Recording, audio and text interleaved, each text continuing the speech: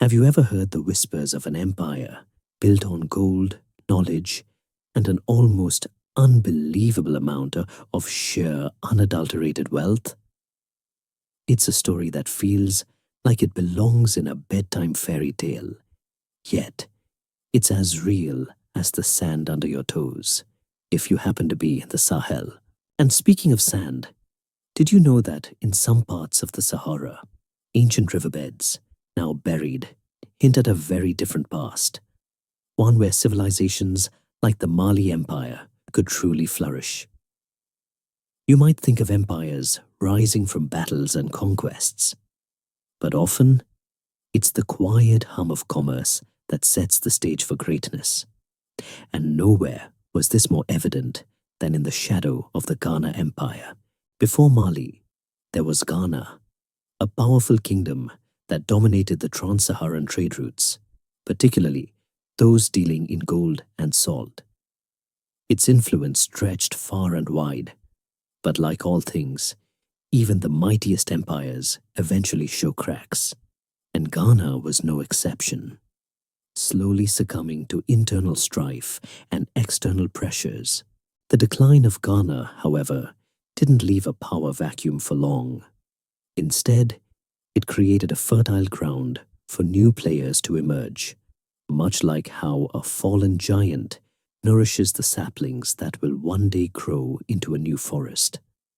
This period was one of flux and shifting allegiances, a time when smaller, independent chieftaincies vied for control, each with their own ambitions and rivalries, sketching out a patchwork quilt of nascent power in West Africa. It was during this era of transition that the various Mande peoples, who would eventually form the core of the Malian Empire, began to assert their presence. Their communities rooted in agriculture and an increasingly sophisticated understanding of trade networks.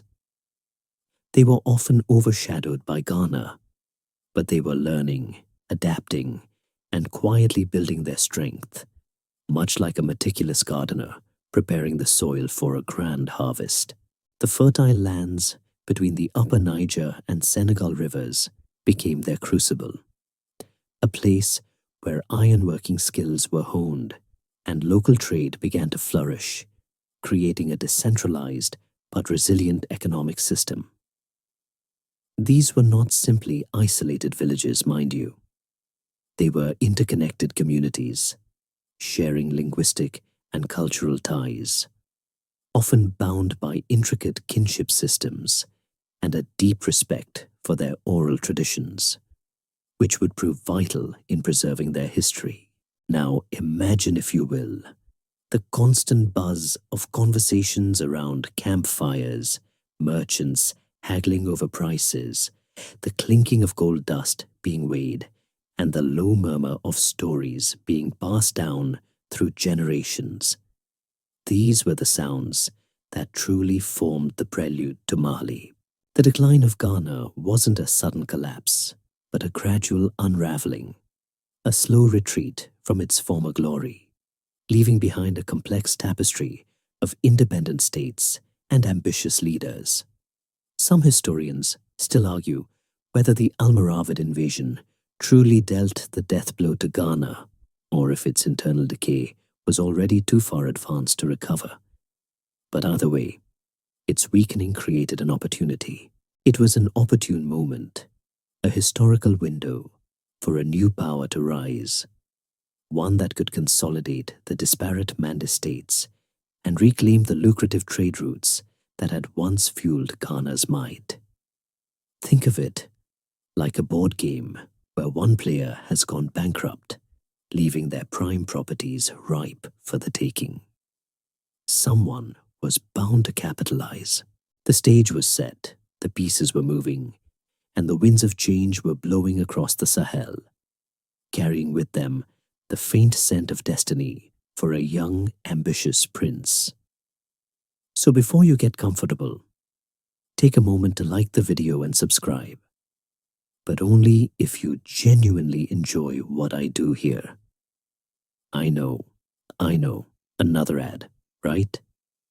I truly am sorry for these interruptions, but they do help immensely in supporting the channel and bringing these stories to you. It's the silent currency that keeps the lights on, so to speak, allowing us to keep exploring the grand tapestries of history together. The emerging leadership among the Manda peoples began to see the strategic advantage of unifying, of creating a larger, more formidable entity that could control the flow of goods and protect their burgeoning wealth. They understood that collective strength was the key to prosperity and security in a region prone to intermittent conflict and external pressures. This wasn't just about military might, though that was certainly part of the equation. It was also about establishing stable governance, creating reliable trade networks, and fostering a sense of shared identity among diverse groups. They recognized that the true power lay not just in possessing gold, but in controlling its movement, its extraction, and its value. A lesson learned, perhaps, from the rise and fall of their predecessors.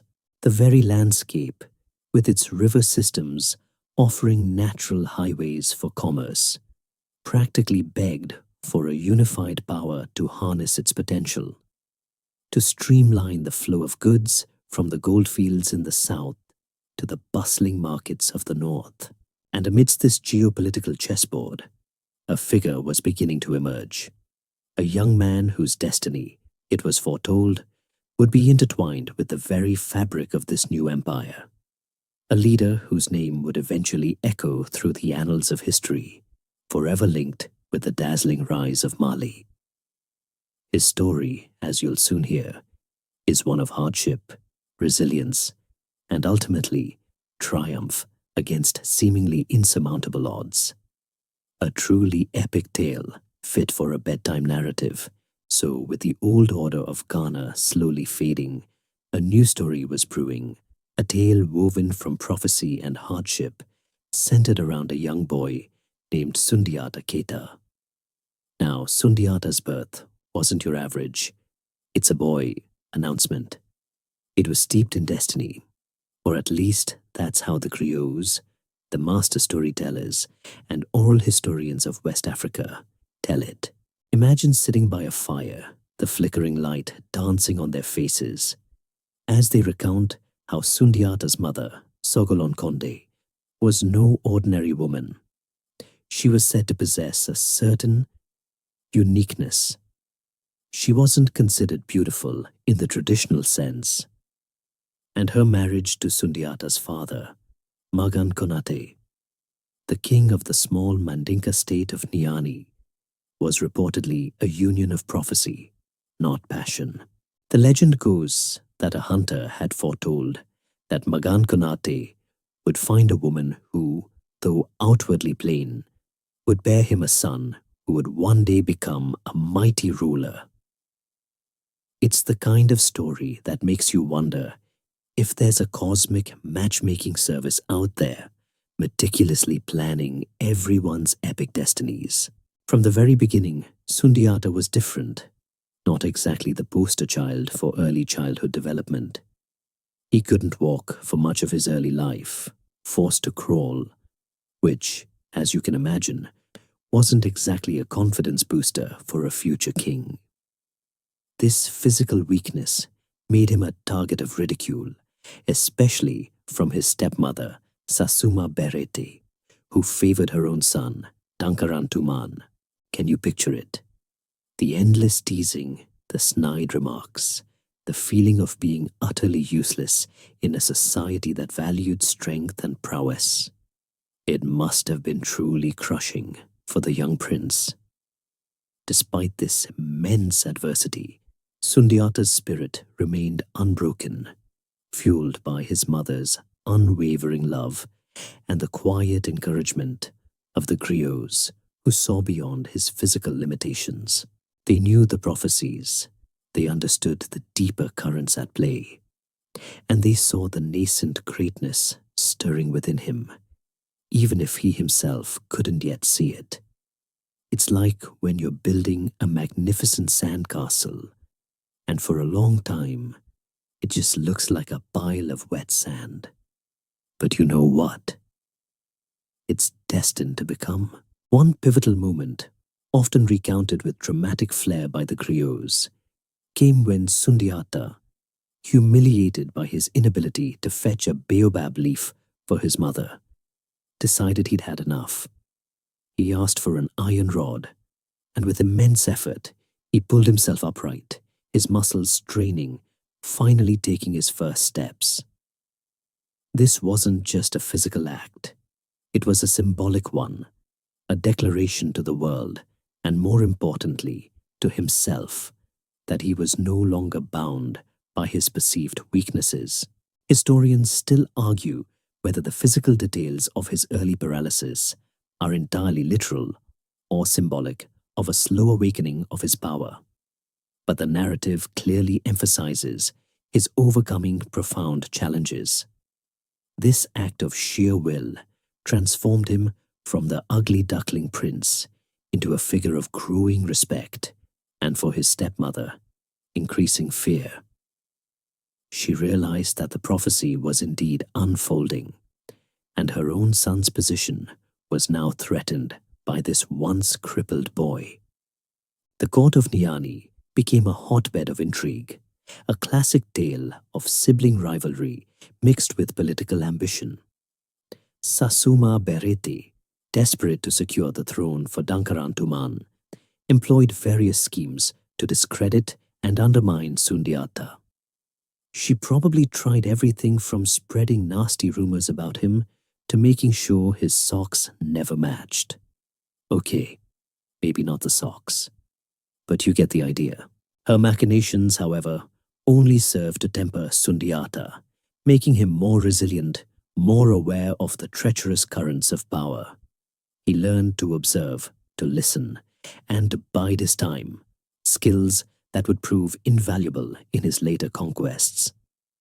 Meanwhile, outside the confines of Niani, a formidable and ruthless sorcerer king, Sumaoro Kante, the ruler of the Soso kingdom, was consolidating his own power, expanding his dominion through conquest and fear. He was the kind of villain who probably had a cackle that could shatter glass and a wardrobe made entirely of menacing shadows. Sumaoro Kante's growing empire cast a long dark shadow over the region, swallowing up smaller states and demanding tribute. His reputation for brutality and his mastery of dark arts made him a truly terrifying adversary, the kind of guy you definitely didn't want showing up at your door for a cup of sugar. As Sumaoro's power grew, so too did the pressure on Niani. Eventually, to avoid open conflict with the fearsome Soso king, and perhaps also driven by Sasuma Berete's relentless urging, Sundiata, his mother, and his siblings were sent into exile. This wasn't a vacation to a fancy resort. It was a forced departure, a journey into the unknown, leaving behind the only home they had ever known. It's a bitter twist, isn't it? The future king, cast out of his own kingdom by the very people he was destined to lead, all while a true menace rises unchecked. This exile, however, wasn't the end of Sundiata's story. It was merely the beginning of his true education, a crucible that would forge him into the legendary figure he was destined to become, preparing him for the epic struggle that awaited. So there was Sundiata, his mother, and his siblings, cast out from Niani, embarking on an uncertain journey, an exile and hardship that would prove to be his greatest teacher. Imagine the scene. A small band of royals, stripped of their comforts, wandering from one kingdom to another, seeking refuge, often facing suspicion and disdain. They weren't exactly traveling in style. No gilded chariots or silk tents, just the dusty roads and the harsh realities of being an unwanted guest. This wasn't a gap year abroad. It was a desperate struggle for survival, a continuous lesson in humility and resilience, forcing Sundiata to learn the ways of the world far beyond the sheltered confines of a royal court. He was like a sapling uprooted, forced to find new soil in which to root. And in doing so, he developed an incredible tenacity. Their travels took them through various West African kingdoms, including Ouagadougou, the former heartland of the Ghana Empire, and the powerful kingdom of Mema. Each stop offered different lessons. In Mema, for instance, Sundiata found a mentor in the king, Sumaba Sise, who, recognizing the boy's latent potential, took him under his wing. It was here that Sundiata truly began to hone the skills necessary for leadership and warfare. He learned horsemanship, strategy, diplomacy, and the art of governance, not from dusty scrolls, but from practical experience, observing how different rulers managed their people and defended their lands. It was like an intensive, hands-on masterclass in kingship, minus the tuition fees, but with considerably more danger. These were not easy lessons. He faced skepticism, the pangs of hunger, the discomfort of constant movement, and the gnawing uncertainty of his future. Yet he absorbed every experience like a sponge. While Sundiata was learning the ropes in Mema, back in his homeland, the situation was deteriorating rapidly under the tyrannical rule of Soumaoro Kante. The Soso king, a figure of terrifying power and an even more terrifying reputation for sorcery, extended his dominion, plundering villages, enslaving populations, and desecrating sacred sites. He was the kind of ruler who inspired not loyalty, but abject fear, his name whispered in hushed tones, often accompanied by a shudder. Soumaoro's iron grip squeezed the life out of the Mandinka states, forcing them to pay heavy tributes and endure brutal oppression. The people yearned for a liberator, a champion to rise and break the chains of Soso tyranny. They remembered the prophecies about Sundiata, the outcast prince, and their hopes, though faint, began to coalesce around his distant memory, a flicker of light in the encroaching darkness. The stories of Soumaoro's cruelty reached Sundiata even in his exile, painting a grim picture of the suffering inflicted upon his people. He felt the weight of their despair, a growing sense of responsibility that transcended his personal grievances. His time in Mema, observing effective governance and the principles of justice, contrasted sharply with the barbaric reports from home, strengthening his resolve. It was during this period that Sundiata also gained a deeper understanding of the diverse peoples and cultures of West Africa, forming relationships and alliances that would prove crucial in his future endeavors. He wasn't just a prince from Niani anymore. He was becoming a man of the wider world, adaptable and insightful. Historians still argue whether Sundiata's initial exile was entirely forced or partly a strategic withdrawal to gather strength.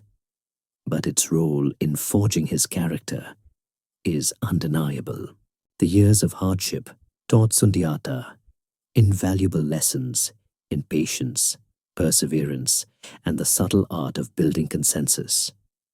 He learned to listen to the grievances of the common people, to understand their struggles, and to empathize with their desire for freedom. This direct exposure to the realities of life outside the palace walls gave him a grounding that few other rulers possessed, making him a leader who truly understood the needs of his subjects. He also gained a reputation for wisdom and courage, attracting loyal followers who believed in his destiny and his potential to restore peace and prosperity to the land.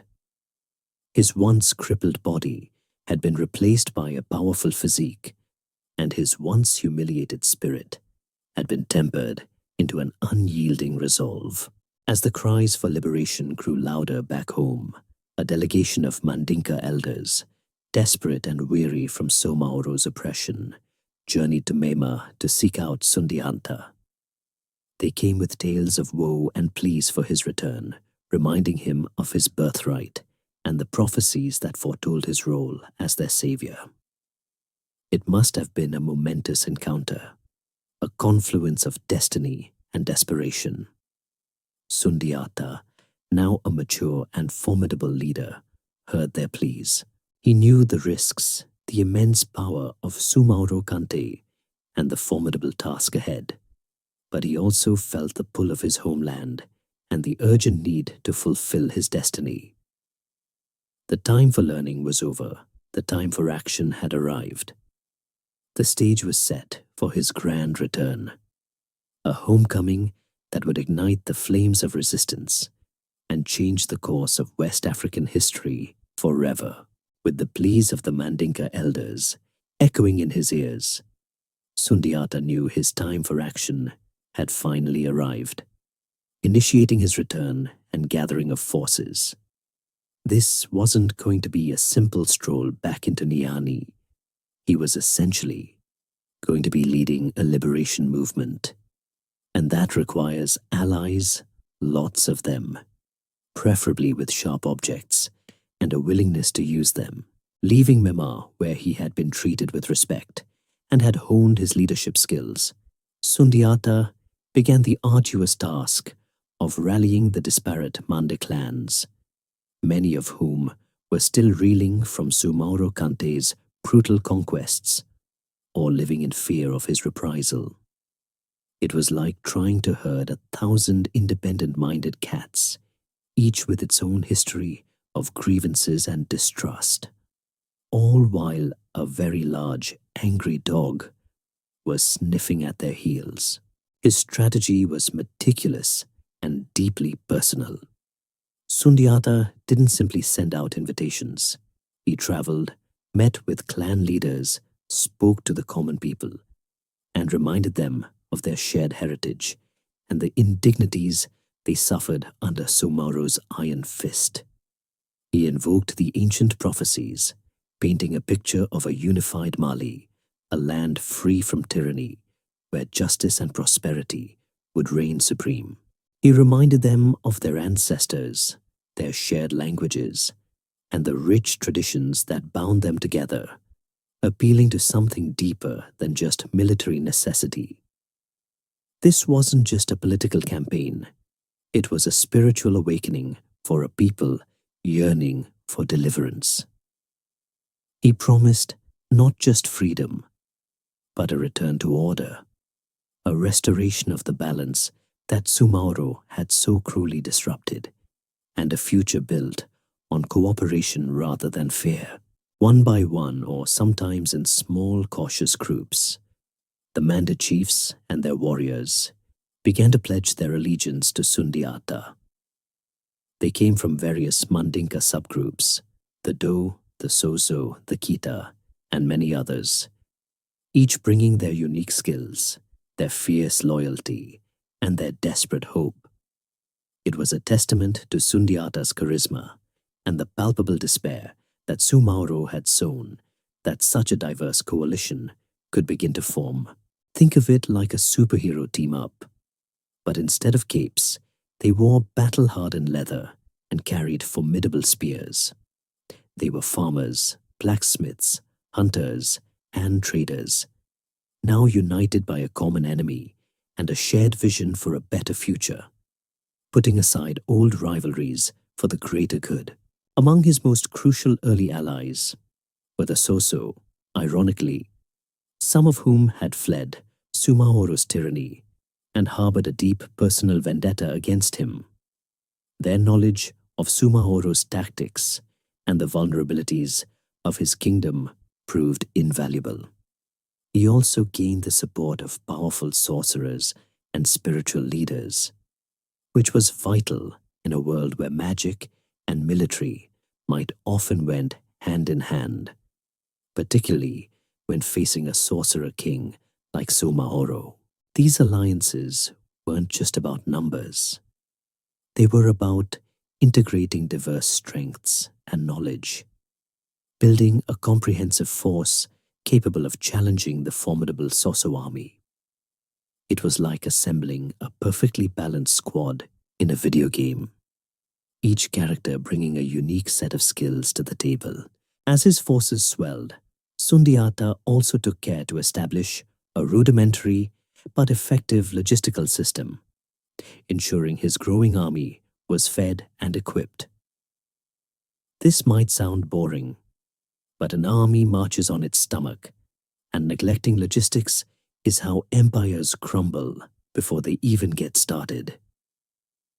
He demonstrated a keen strategic mind, not just in battle tactics, but in the less glamorous but equally vital aspects of managing a large-scale military operation. He wasn't just a warrior.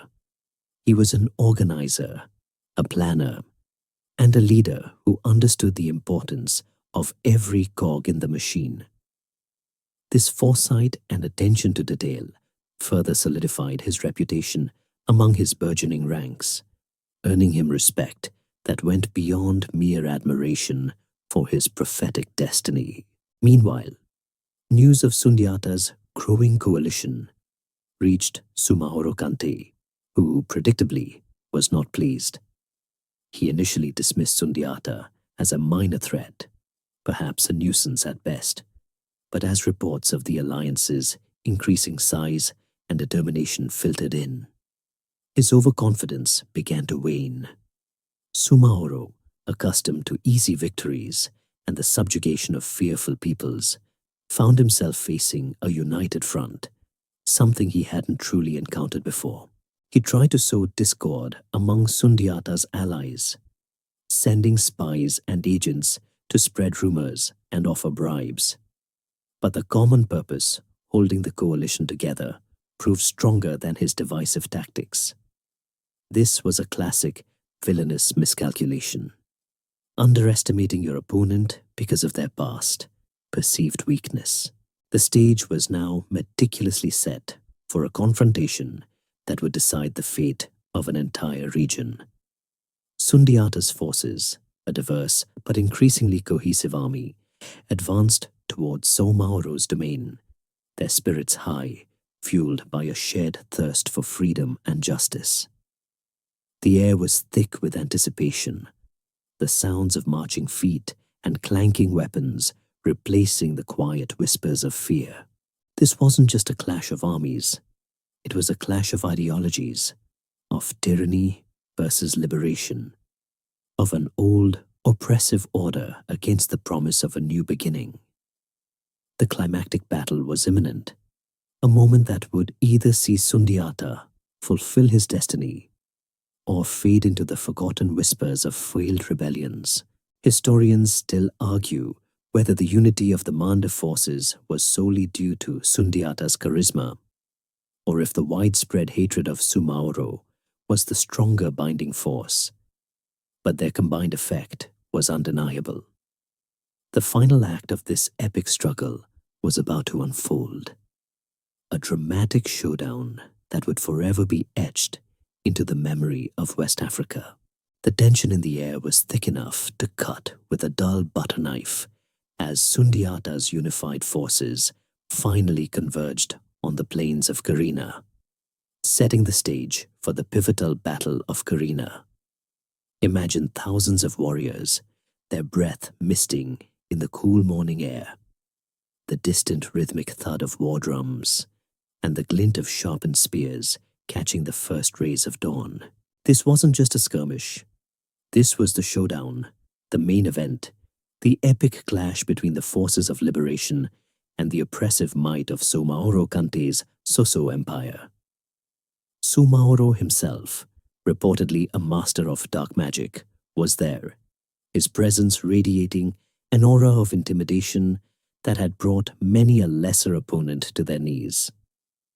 He likely had a pre-battle ritual involving menacing glares and perhaps a dramatic cape swirl. Sumaoro's army was formidable, well-drilled, and instilled with a fearful discipline, bolstered by the reputation of their sorcerer king.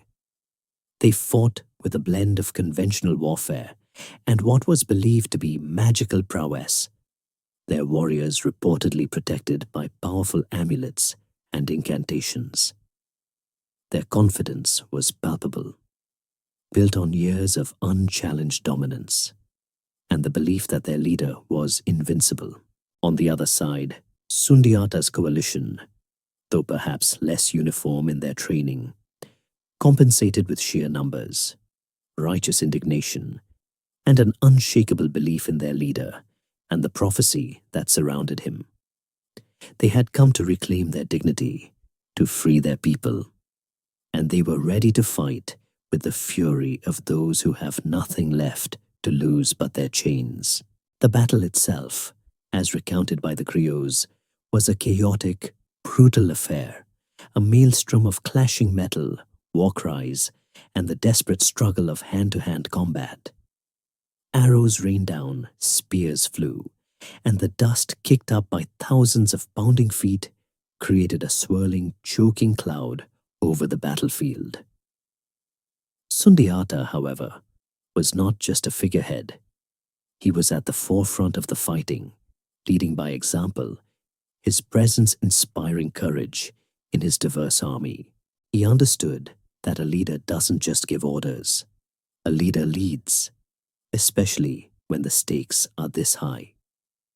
His strategic brilliance was on full display as he maneuvered his forces, adapting to the ebb and flow of the battle, always seeking an advantage against his formidable magical opponent.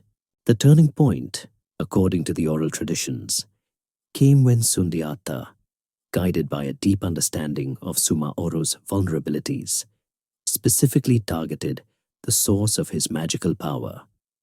It's said that Sumaoro's invincibility was tied to a certain rooster spur, or perhaps a particular animal totem, and Sundiata, armed with a magically charged arrow, struck this critical weakness. Imagine the sudden shock, the tangible shift in the air, as the sorcerer king's mystical defenses crumbled, his aura of invincibility shattered like fragile glass. This wasn't just a physical blow, it was a psychological one, breaking the spell of fear that had gripped his own soldiers and empowering Sundiata's forces with renewed vigor. With his magic broken, Sumaoro Kante, the once feared sorcerer king, fled the battlefield in disarray, his army collapsing around him. The flight of their leader signaled the end, transforming the disciplined Soso ranks into a panicked rout. Sundiata's forces, seizing the moment, pursued them relentlessly, ensuring that Sumaoro's tyranny would not rise again.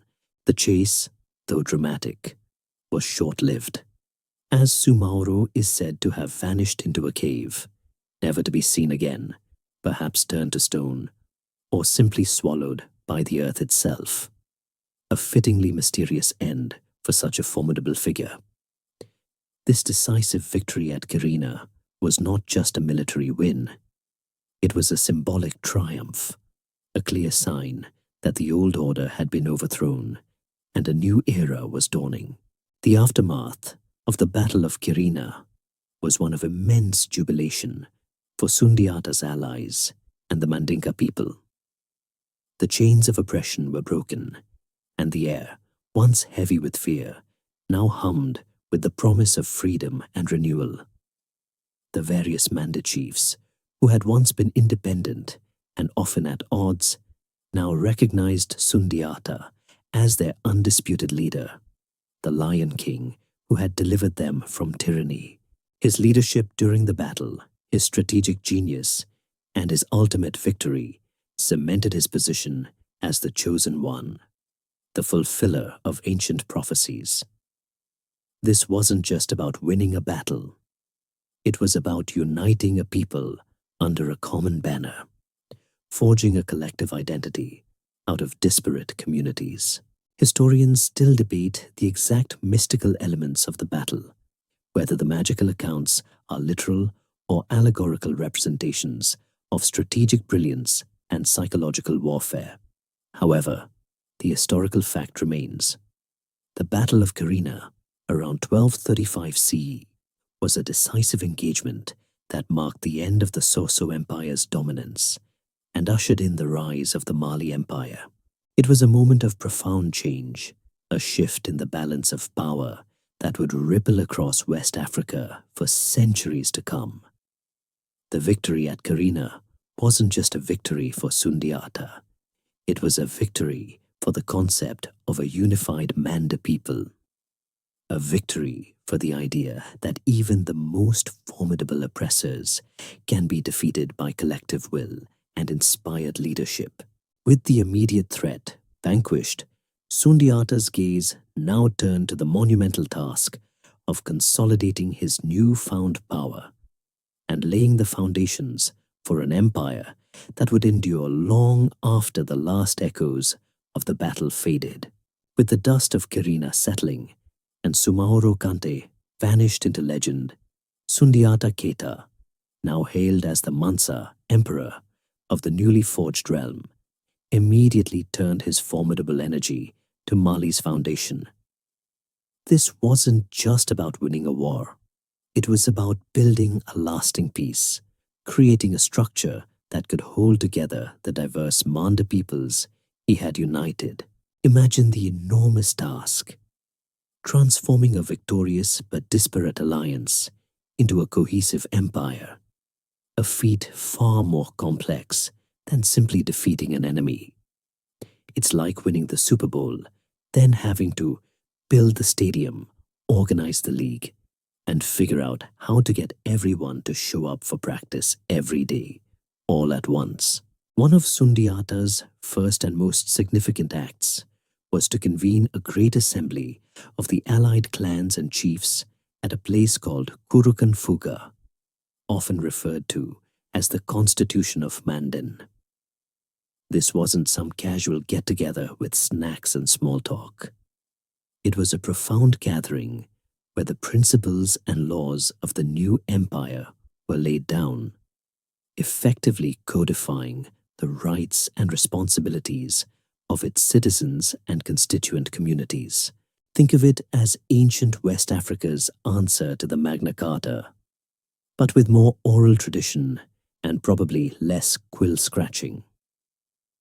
This charter established a sophisticated legal framework, outlining everything from property rights and environmental protection to rules of warfare and social conduct, emphasizing justice, respect for diversity, and the importance of peaceful coexistence among the various ethnic groups. The Kurukan Fuga, while never written down in its original form, was meticulously preserved through the oral traditions of the griots, passed down from generation to generation, much like your favorite lullaby, but with much higher stakes.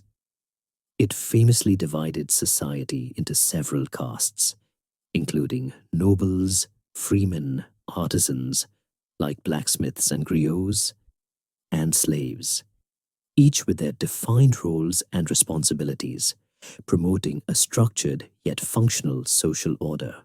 It was revolutionary for its time, creating a common legal and ethical foundation that bound the diverse parts of the empire together, minimizing internal disputes and fostering a sense of shared identity under the Malian banner.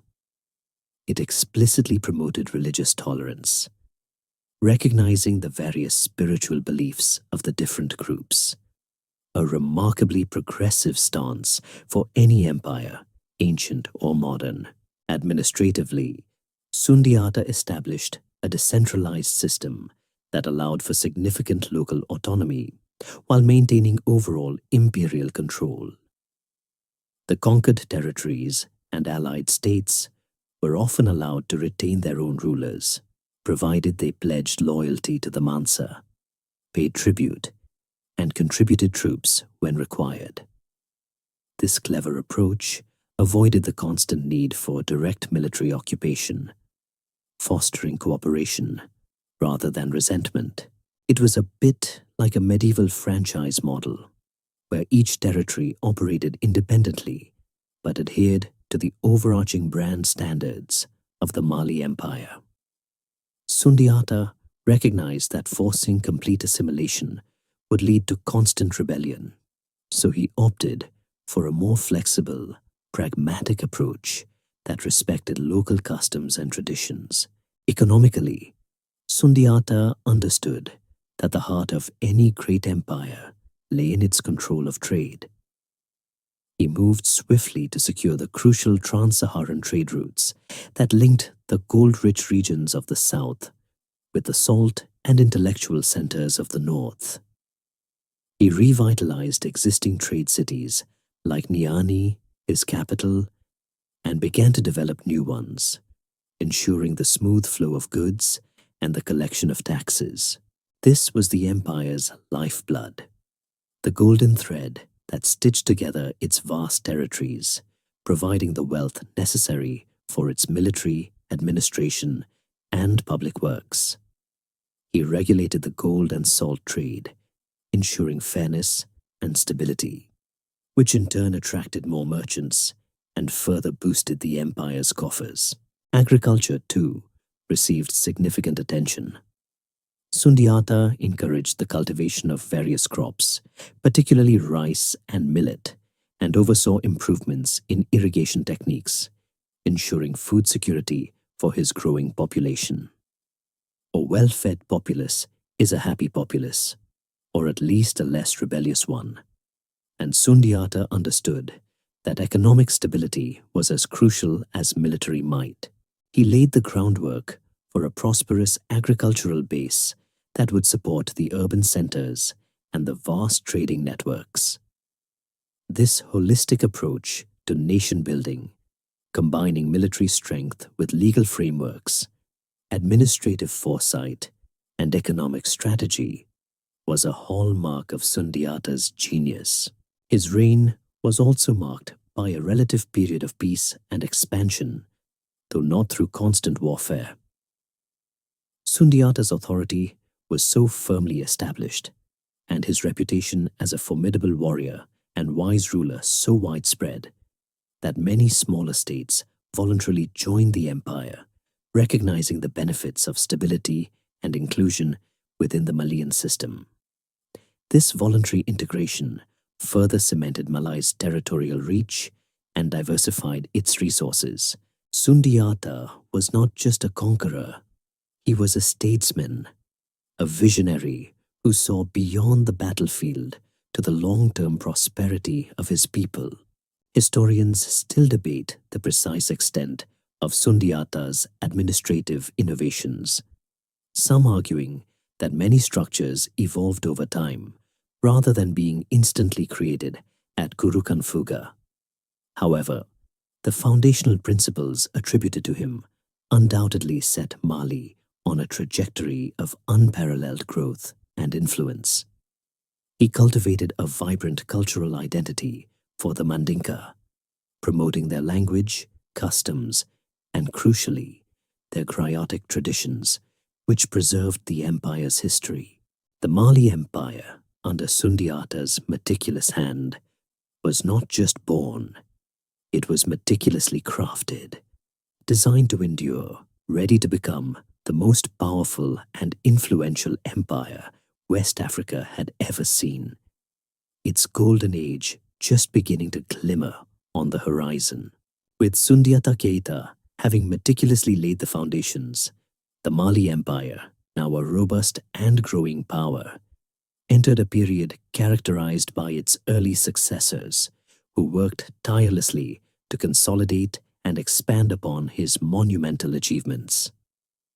It's a bit like a successful startup that has just launched its revolutionary product. The founder's vision gets the ball rolling, but it's the dedicated team that follows who turns it into a global phenomenon.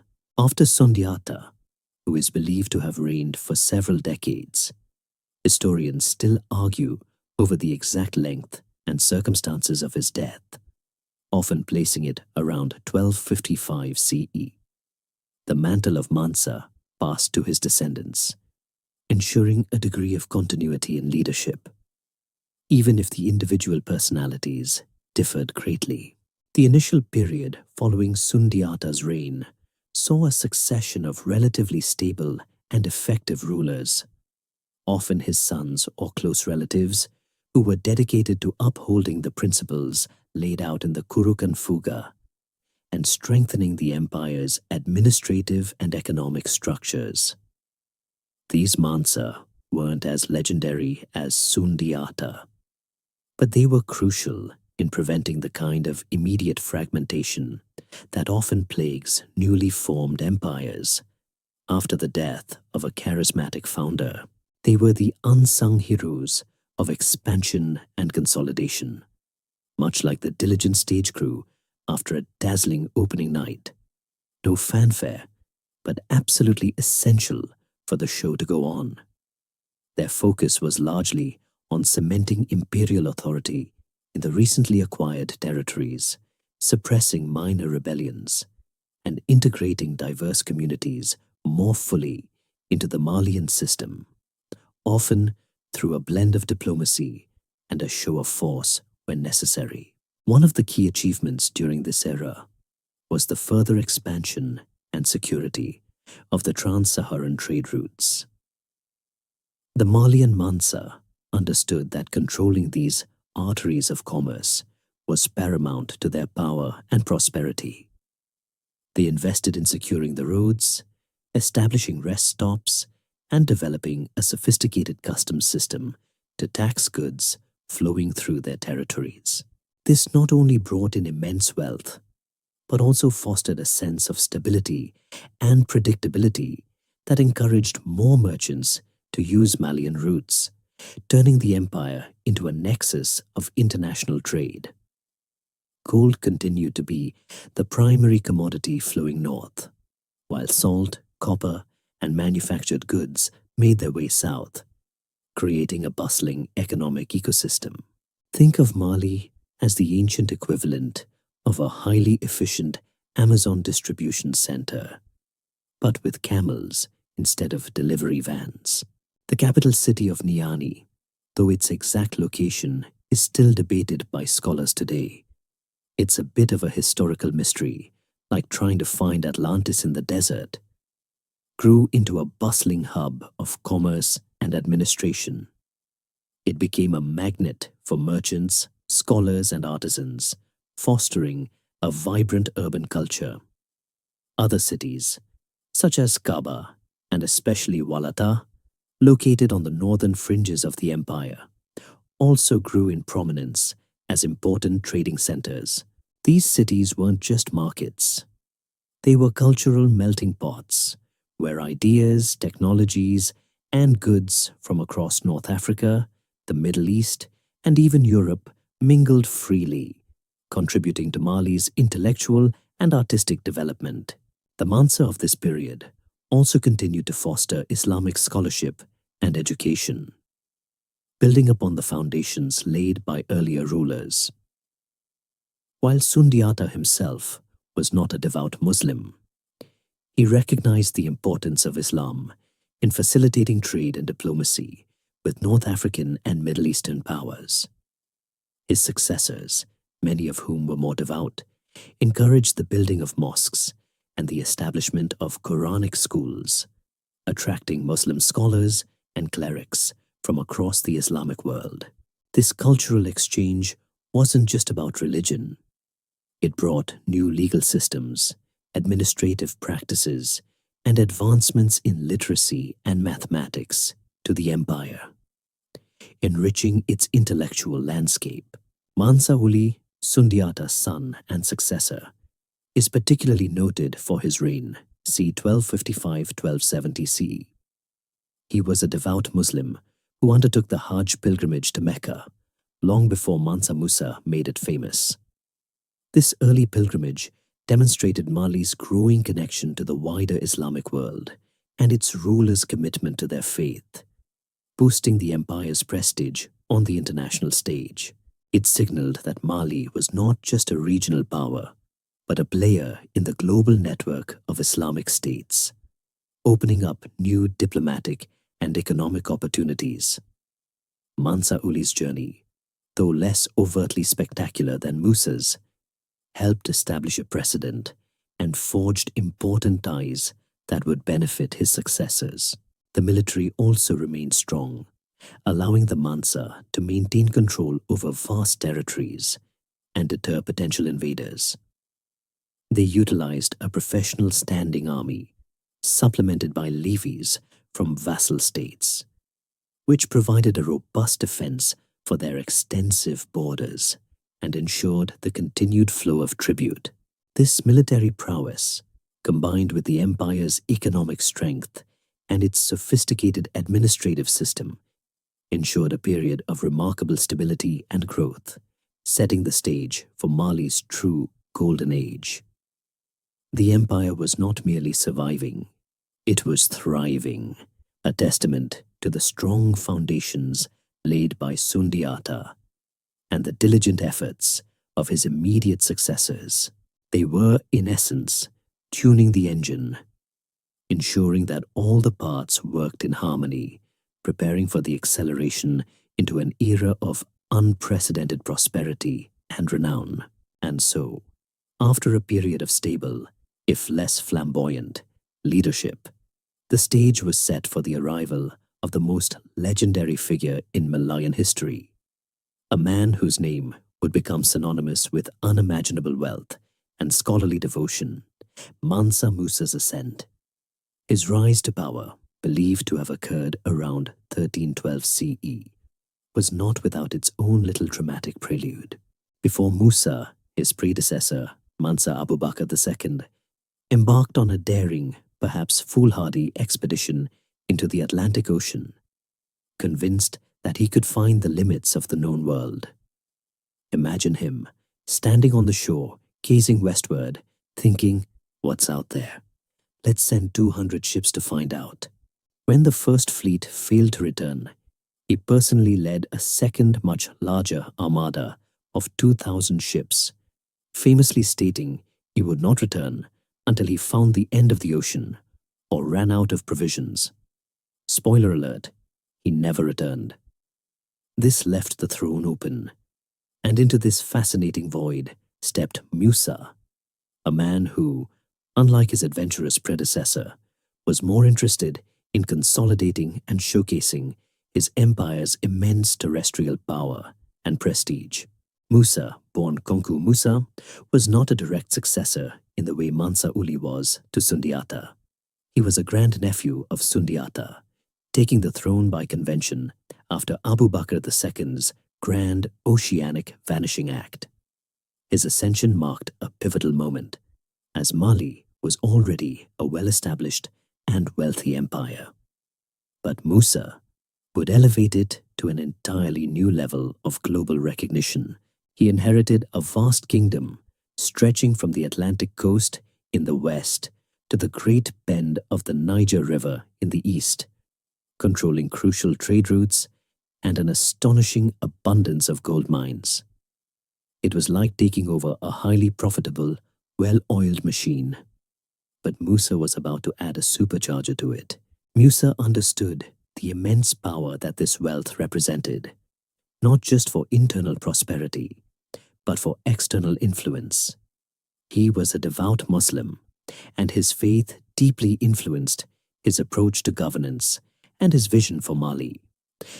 He saw the empire not just as a political entity, but as a significant player within the wider Islamic world, a realm that stretched from Spain across North Africa and the Middle East to Asia. This religious conviction would inspire his most famous act, and indeed, one of the most remarkable events in all of medieval history. His early reign was characterized by a focus on strengthening the central administration and ensuring the continued flow of goods and taxes. He was a shrewd and meticulous ruler, attentive to the details of governance, ensuring justice was administered fairly, and that the empire's vast resources were managed effectively. He reorganized the army, making it an even more formidable force, capable of maintaining control over his sprawling territories and deterring any would-be aggressors. This internal stability provided the perfect platform for the grand display of wealth and piety that was to come. Timbuktu, already an important trading town, began its ascent as a major intellectual and religious center under Musa's careful patronage. He recognized the strategic importance of this city, not just for trade, but as a beacon of Islamic learning. He attracted scholars, architects, and jurists from across the Muslim world, beginning the process of transforming it into the vibrant academic hub it would soon become. It was like he was building an ancient Ivy League university, but with sand-swept streets and camels instead of bicycles. While some Mansa before him had undertaken the Hajj, Mansa Musa's pilgrimage would be of a scale and spectacle unprecedented in its time, and perhaps ever since. He wasn't just going to Mecca to fulfill a religious obligation. He was going to announce Mali's presence to the entire world, to demonstrate its immense wealth and piety on a global stage. This was a man who understood the power of a grand entrance, and he was about to make the grandest entrance in history, leaving observers absolutely speechless in his wake. Historians still argue whether his primary motivation was purely religious devotion or a calculated geopolitical move to project Mali's power. But the outcome was certainly both. The preparations for this epic journey would have been immense, requiring years of planning, logistics, and resource allocation, an undertaking on par with launching a modern space mission, albeit with considerably more gold and camels. The sheer scale of what he was about to do would cement Mali's reputation and Mansa Musa's name in the annals of history, forever linking him with the image of untold riches. The world was about to learn just how golden West Africa truly was. The year is 1324 CE, and the world is about to witness an event so spectacular, so mind-bogglingly opulent, that tales of it would echo across continents for centuries: the Hajj of Mansa Musa. This wasn't just a religious pilgrimage. It was a carefully orchestrated, moving display of power, wealth, and devotion. A PR stunt that redefined going big or going home. Imagine preparing for a trip across the Sahara Desert with not just your family, but an entire caravan numbering in the tens of thousands, stretching for miles across the landscape. You'd need snacks, right? Well, Mansa Musa brought the equivalent of an entire snack aisle, multiplied by 1,000. His caravan was legendary in its scale. Accounts vary, as they often do with such grand historical events, but contemporary chroniclers describe a procession that included tens of thousands of soldiers, servants, scholars, and a mind-boggling number of camels and horses.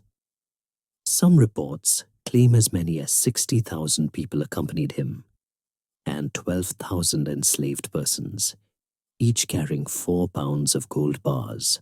Others speak of 80 to 100 camels, each laden with hundreds of pounds of gold dust, creating a shimmering mobile mountain range of wealth.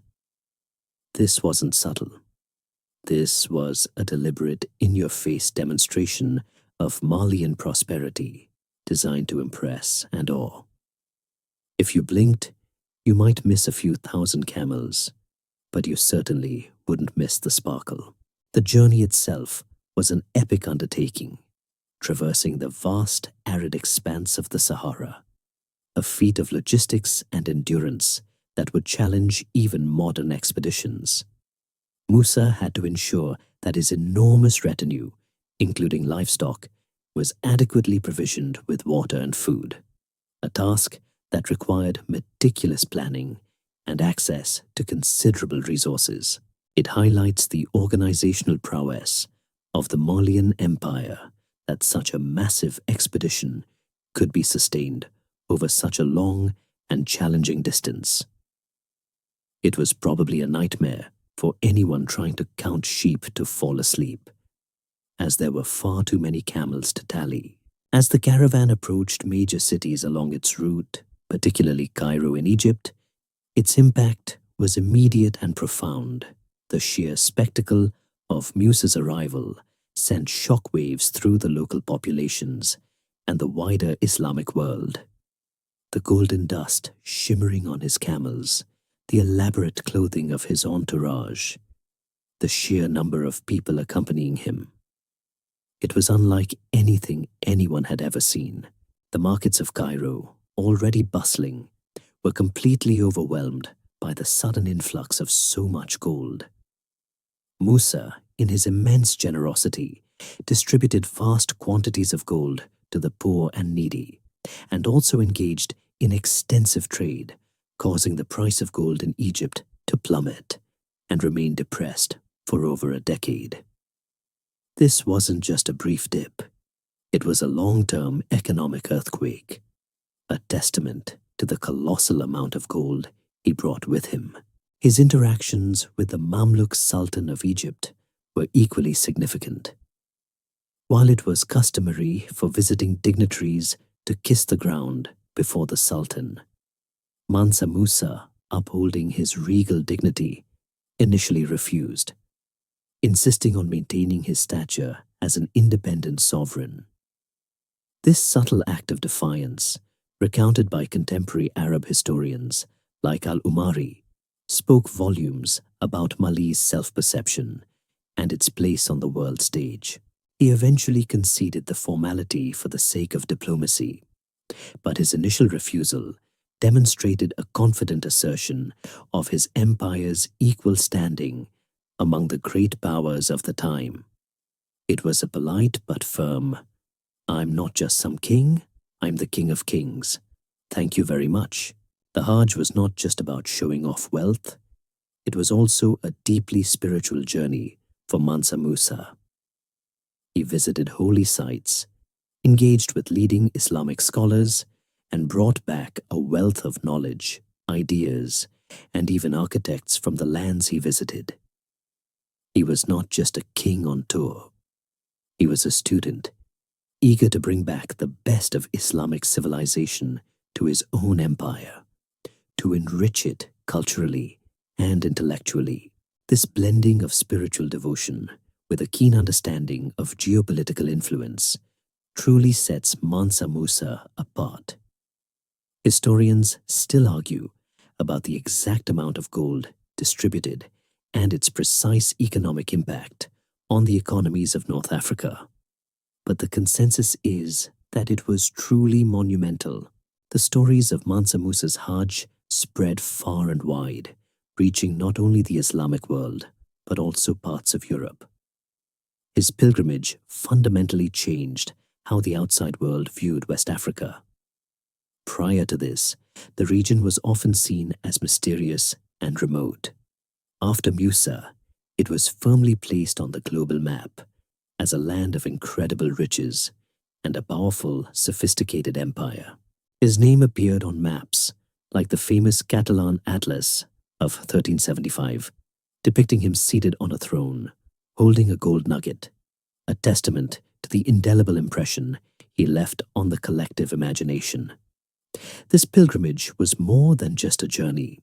It was a statement, a declaration that Mali had arrived, loud and golden, on the world stage, and its influence would be felt for generations. The echoes of Mansa Musa's colossal Hajj resonated far beyond the sand dunes of the Sahara, profoundly shaping Mali's image through an unprecedented display of wealth and diplomacy.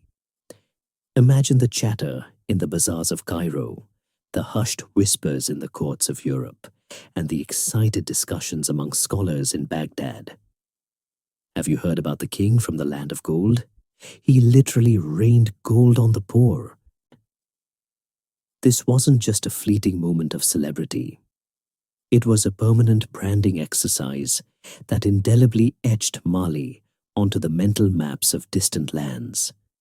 transforming it from a vaguely known region into a recognized powerhouse. The immediate impact of Musa's pilgrimage was most acutely felt in Egypt, where his generosity caused a significant devaluation of gold, a fascinating economic ripple effect. For years, the price of gold remained lower than before his visit, simply because so much of it had been introduced into the market. This wasn't a deliberate act of economic warfare, but rather a byproduct of his deep piety and desire to give charity. Yet it served as a powerful, if unintentional, demonstration of Mali's seemingly limitless gold reserves. It's like someone suddenly flooding the diamond market with gems. The sparkle loses a bit of its exclusive shine. Beyond the sheer spectacle of wealth, Musa's Hajj was a masterclass in diplomacy. He forged strong connections with the Mamluk Sultanate of Egypt, a crucial Islamic power at the time. These weren't just polite greetings, they were strategic alliances, opening up new channels for trade, cultural exchange, and political influence.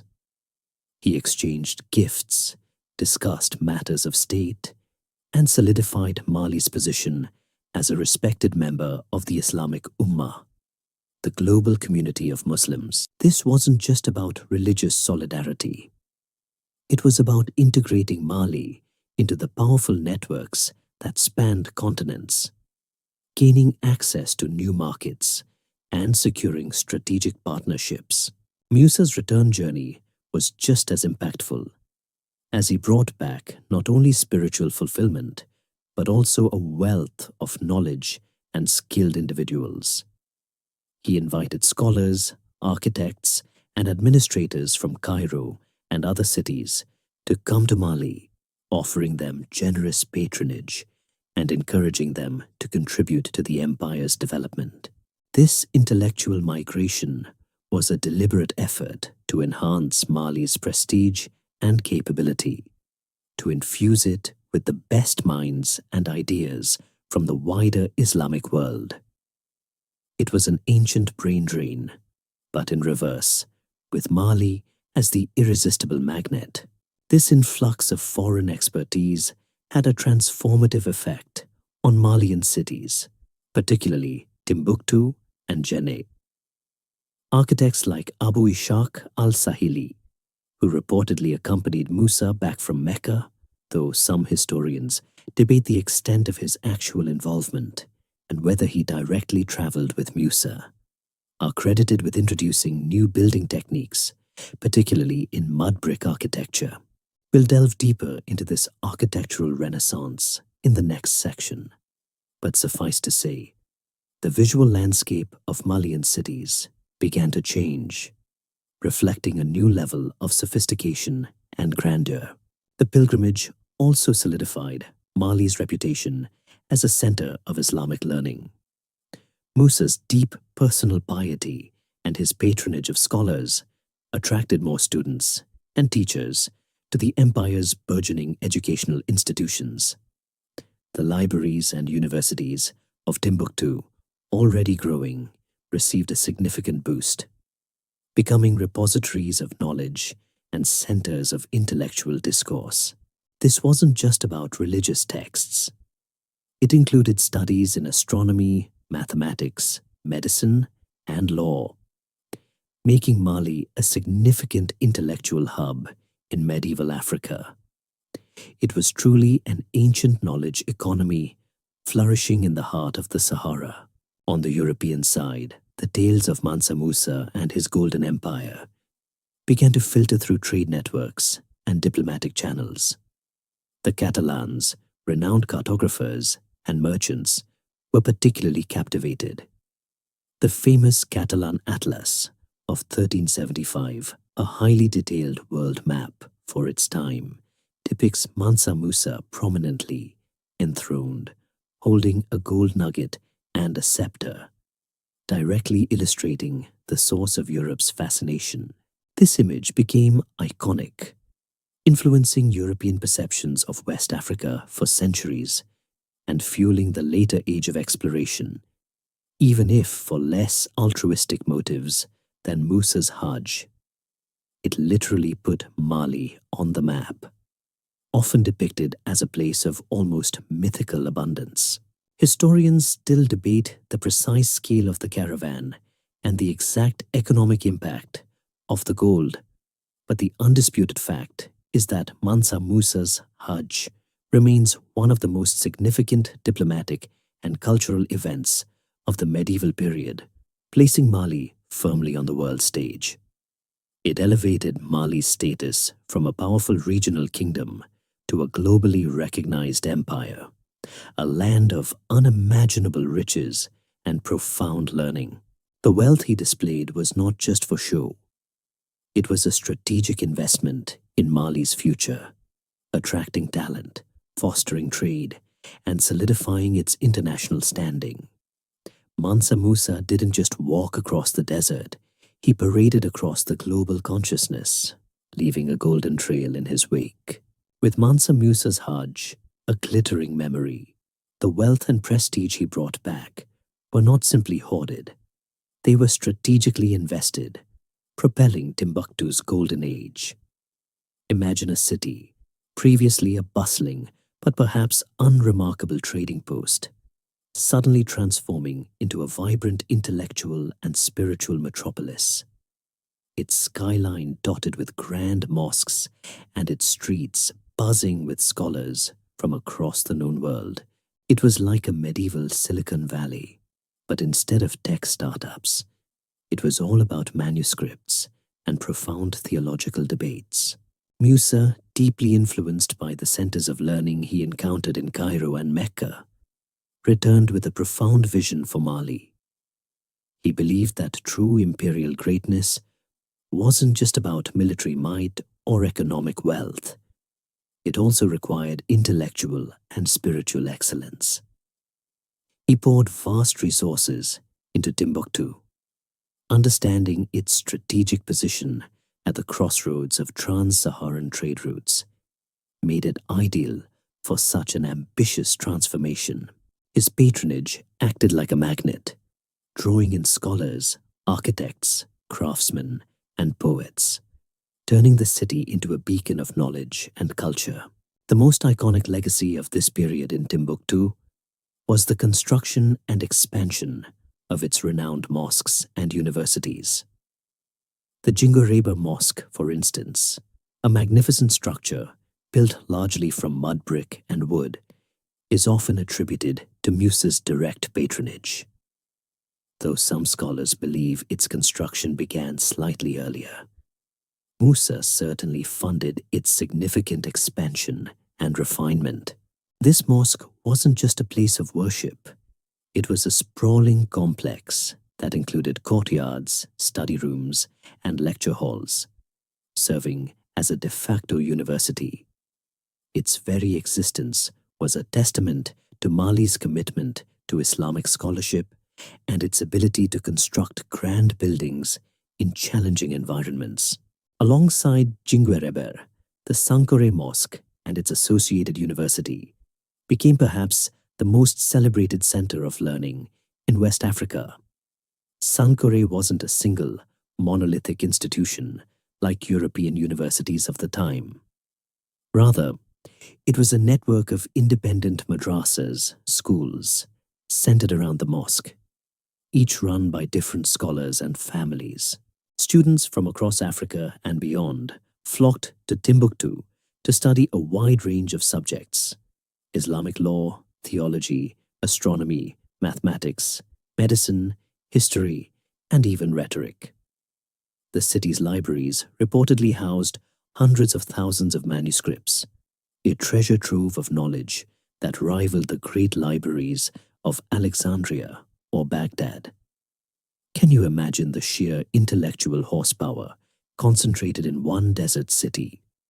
It was truly mind-boggling. The intellectual atmosphere in Timbuktu was one of vibrant exchange and profound inquiry. Scholars debated intricate points of Islamic law, meticulously copied and illuminated manuscripts, and conducted advanced research. The demand for books was so high that a thriving manuscript industry developed, employing scribes and illuminators who produced exquisite copies of texts, ensuring the dissemination of knowledge. This wasn't just about rote learning. It was about critical thinking, about pushing the boundaries of understanding, much like a lively university campus today, just with more robes and less caffeine. Mansa Musa's patronage extended beyond religious and academic institutions. He commissioned the construction of impressive royal palaces and residences in Timbuktu and other cities, further enhancing their architectural grandeur. These buildings, though constructed primarily from local materials like sun-dried mud bricks, were often adorned with intricate designs and luxurious interiors, showcasing the skill of Malian artisans. He also funded infrastructure projects, improving roads and wells to support the city's growing population and the constant flow of trade and scholars. Timbuktu during this era was also a cosmopolitan hub, a melting pot of cultures, languages, and ideas. Merchants from North Africa, students from across the Sahel, and scholars from the Middle East mingled with local Mandinka, Tuareg, and Songhai populations. This diversity fueled innovation and enriched the city's cultural fabric, making it a truly unique and dynamic urban center. Historians still argue about the exact number of manuscripts in Timbuktu's libraries and the precise influence of external architects, but the overwhelming evidence points to a period of unprecedented intellectual flourishing.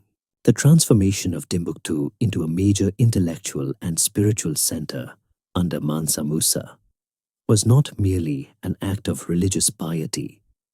It was a shrewd strategic move.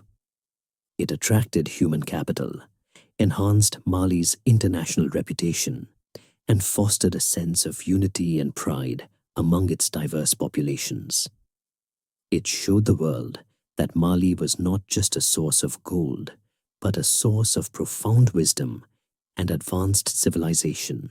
This golden age of Timbuktu, born from Mansa Musa's vision and generosity, remains one of the most enduring legacies of the Mali Empire, a beacon of learning that shone brightly across medieval Africa. The intellectual and spiritual blossoming of Timbuktu under Mansa Musa was inextricably linked to a surge in architectural marvels, transforming the very landscape of the Mali Empire. It wasn't just about building functional structures. It was about creating monuments that reflected the empire's wealth, its piety, and its growing sophistication. Imagine a grand vision transported from the bustling cities of North Africa and the Middle East, now meticulously brought to life using the very earth beneath their feet. This wasn't some quick build with prefabricated materials. It was an organic, often incredibly intricate process. The construction methods employed were ingeniously adapted to the local environment, primarily utilizing sun-dried mud bricks, also known as adobe and timber. While this might sound rustic, the Malian architects and masons, perhaps influenced by the techniques brought back from Musa's Hajj, elevated mud brick construction to an art form. They mastered techniques that allowed them to build structures of impressive height and longevity, defying the harsh desert climate. Think of it as ancient sustainable architecture, where the buildings breathe with the land, staying cool in the intense heat and absorbing the warmth during cooler nights. The Jingwareba Mosque in Timbuktu is arguably the most famous example of this architectural genius. Legend has it that Mansa Musa commissioned the Andalusian architect Abu Ishaq al-Sahili for its design. though historians still debate the extent of his direct involvement and whether he even traveled to Mali. Regardless of its specific origins, the mosque, with its distinctive tapering minarets and intricate wooden scaffolding, which also served as permanent repair scaffolding for periodic replastering, stands as a powerful symbol of Mali's architectural prowess. It wasn't just a place of prayer. It was a community hub, an educational center, and a striking landmark that anchored the city.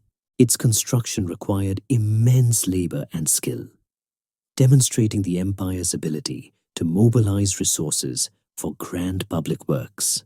Beyond Jingwerebe, the Sankore Mosque and its associated university complex also saw significant expansion and beautification. While Sankore's origins predate Musa, his patronage allowed for its transformation into a sprawling center of learning, with new courtyards, lecture halls, and facilities for scholars and students. These structures, built with a combination of local artistry and potentially some foreign influence, created a visual language that spoke of both traditional West African aesthetics and the broader Islamic world. It was a fusion of styles, much like a delicious culinary blend you wouldn't expect to work, but absolutely does. It wasn't just the mosques that received Mansa Musa's attention. He also commissioned palaces and royal residences in various cities, including Gao and his capital, Niani. While many of these secular buildings have not survived the ravages of time, as well as the more frequently maintained religious structures, historical accounts suggest they were equally impressive, reflecting the grandeur and opulence of the imperial court. Imagine spacious courtyards, intricate decorative elements, and perhaps even some early forms of air conditioning through clever ventilation systems. Pure luxury in a desert climate. The influence of this architectural boom extended beyond the major cities. Mansa Musa encouraged similar building projects throughout the empire, leading to the construction of numerous smaller mosques, schools, and administrative buildings in towns and villages. This widespread development helped to solidify imperial control and promote a unified cultural identity, making the physical presence of Mali felt across its vast dominion. It was a tangible manifestation of the empire's strength and stability, a visual promise of its enduring presence. The economic implications of these building projects were also significant. They stimulated local economies, created employment for skilled laborers and artisans, and fostered innovation in construction techniques. The demand for materials, from timber and clay to specialized tools, spurred regional trade and economic activity, contributing to the overall prosperity of the empire. It was an ancient stimulus package, boosting the economy through massive public works. Historians still argue about the exact extent to which foreign architects directly influenced Malian building practices versus the natural evolution of indigenous traditions. However, what is undeniable is that during Mansa Musa's reign, there was a dramatic leap in the scale, sophistication, and artistic quality of Malian architecture. This period left an indelible mark on the landscape of West Africa, with structures that continue to inspire awe and stand as enduring testaments to the ingenuity and vision of the Mali Empire. The mud brick marvels of Timbuktu, in particular, remain powerful symbols of a golden age when wealth, wisdom, and architectural ambition converged in the heart of the Sahel. They tell a story not just of stone and mortar, but of a thriving civilization that knew how to build a legacy, literally, from the ground up. Following the incandescent reign of Mansa Musa, the Mali Empire entered a new phase, characterized by its successors and stability, a testament to the strong foundations he had so carefully laid. You know, it's often said that building an empire is hard, but keeping it together after the superstar founder leaves the stage is even harder. Yet, for a significant period after Musa's passing, which is traditionally placed around 1337 CE, though some scholarly debates put it slightly later, Mali managed to maintain its grandeur and influence, much like a well-oiled machine that continues to hum smoothly even after its master mechanic has retired. Mansa Musa was succeeded by his son Magan the Firm. His reign, though comparatively brief, focused on continuing his father's policies, particularly in maintaining the prosperity of the trade routes and the cultural vibrancy of cities like Timbuktu. It's often the quiet, diligent work of consolidation that allows empires to endure, rather than just the flashy acts of expansion. Marganai ensured the administrative machinery Mansa Musa had put in place continued to function efficiently, keeping the vast territories united and the flow of gold steady. He was, in essence, the meticulous caretaker of a grand legacy. After Magan the Fahr, the throne passed to Musa's brother, Mansa Sulaiman, who ruled for a considerable period, from around 1341 to 1360 CE. Sulaiman's reign is particularly notable for its continued stability and the empire's sustained prosperity. He was a shrewd and capable ruler, dedicated to preserving the integrity of Mali and its economic dominance.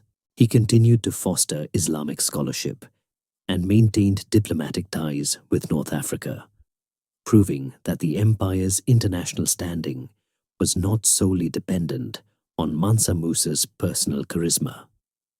It's like a successful family business that thrives for generations because each leader, while perhaps less famous, is equally competent.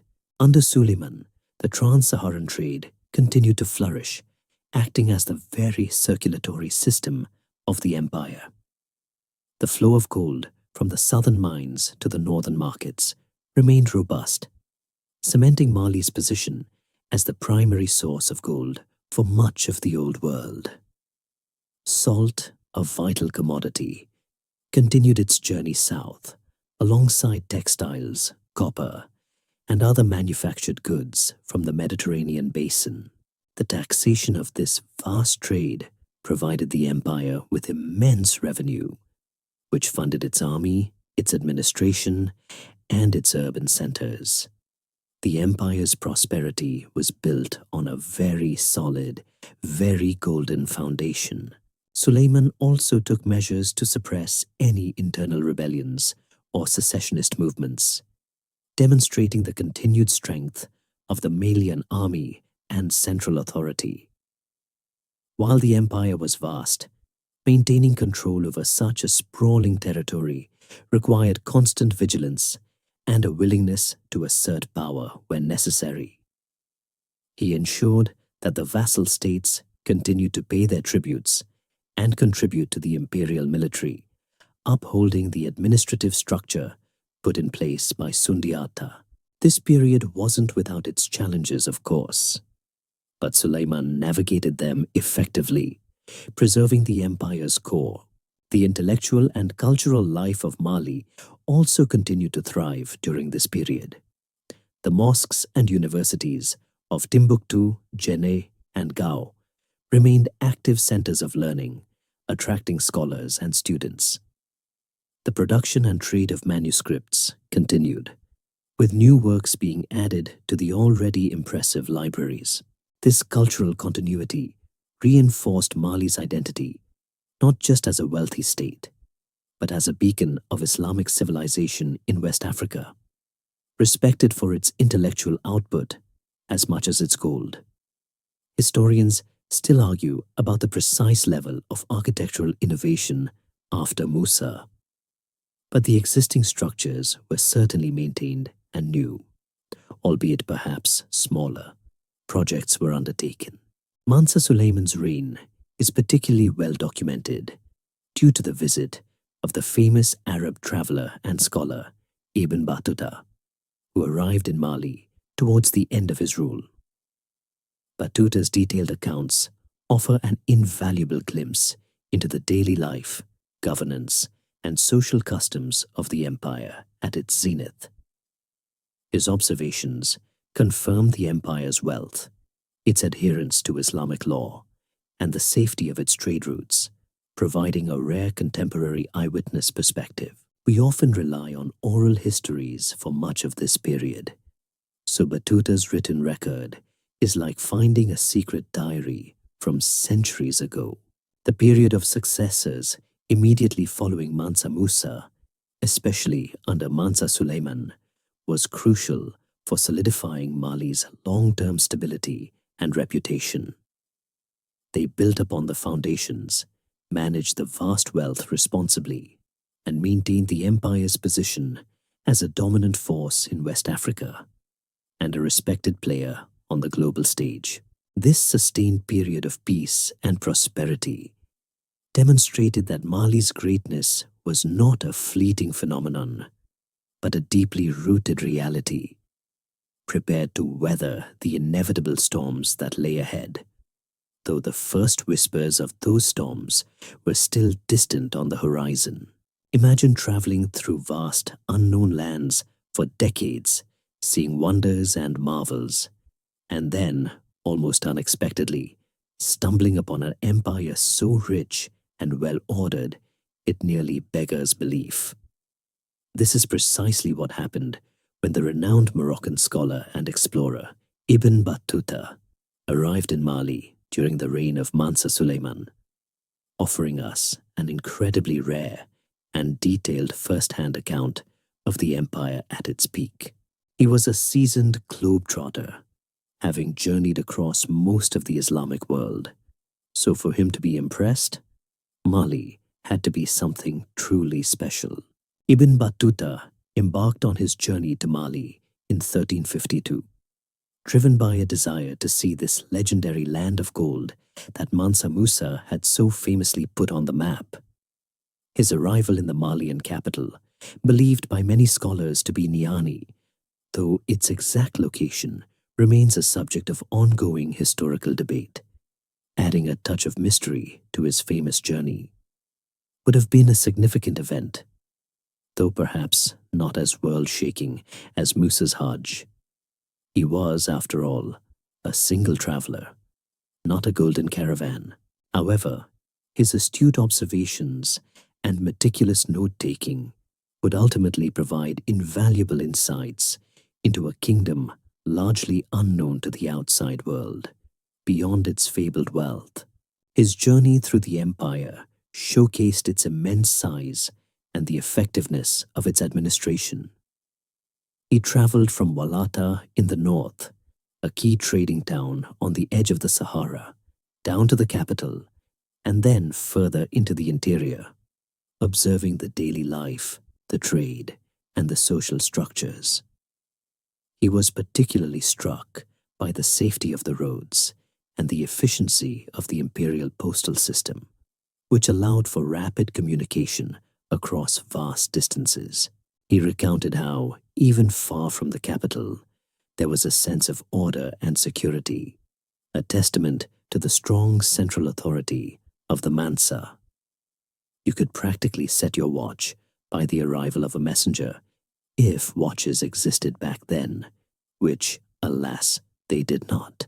One of the first things that struck Battuta, a devout Muslim himself, was the deep piety of the Malian people and their adherence to Islamic practices. He observed their regular prayers, their celebration of Islamic festivals, and the prominence of Quranic schools. He noted their diligence in learning the Quran by heart, and even recounted a humorous anecdote about a judge who would fine anyone who failed to attend Friday prayers or to send their children to learn the holy book. This wasn't just a casual embrace of Islam.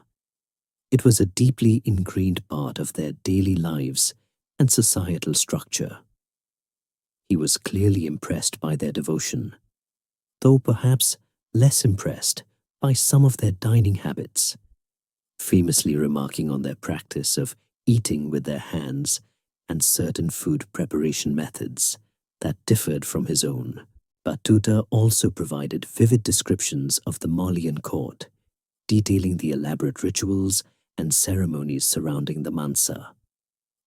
He observed the Mansa sitting on his pempi, a kind of throne, surrounded by his officials, griots, and various dignitaries. He noted the public displays of justice, where the Mansa would hear petitions and deliver judgments, reinforcing the image of a powerful yet accessible ruler. The pageantry and formality underscored the authority of the Mansa and the sophistication of the imperial administration. It was a well-oiled machine of governance, dressed in fine robes and accompanied by the rhythmic sounds of traditional music. However, Ibn Battuta wasn't entirely uncritical. He did express some surprise and perhaps a touch of cultural snobbery at certain Malian customs, such as the practice of women not veiling and their freedom of movement in society, which differed significantly from the norms in the more conservative Islamic societies he had previously visited. He also found some of the food and hospitality practices a bit unconventional from his perspective. But these minor quibbles were overshadowed by his overall admiration for the order, justice, and prosperity he witnessed.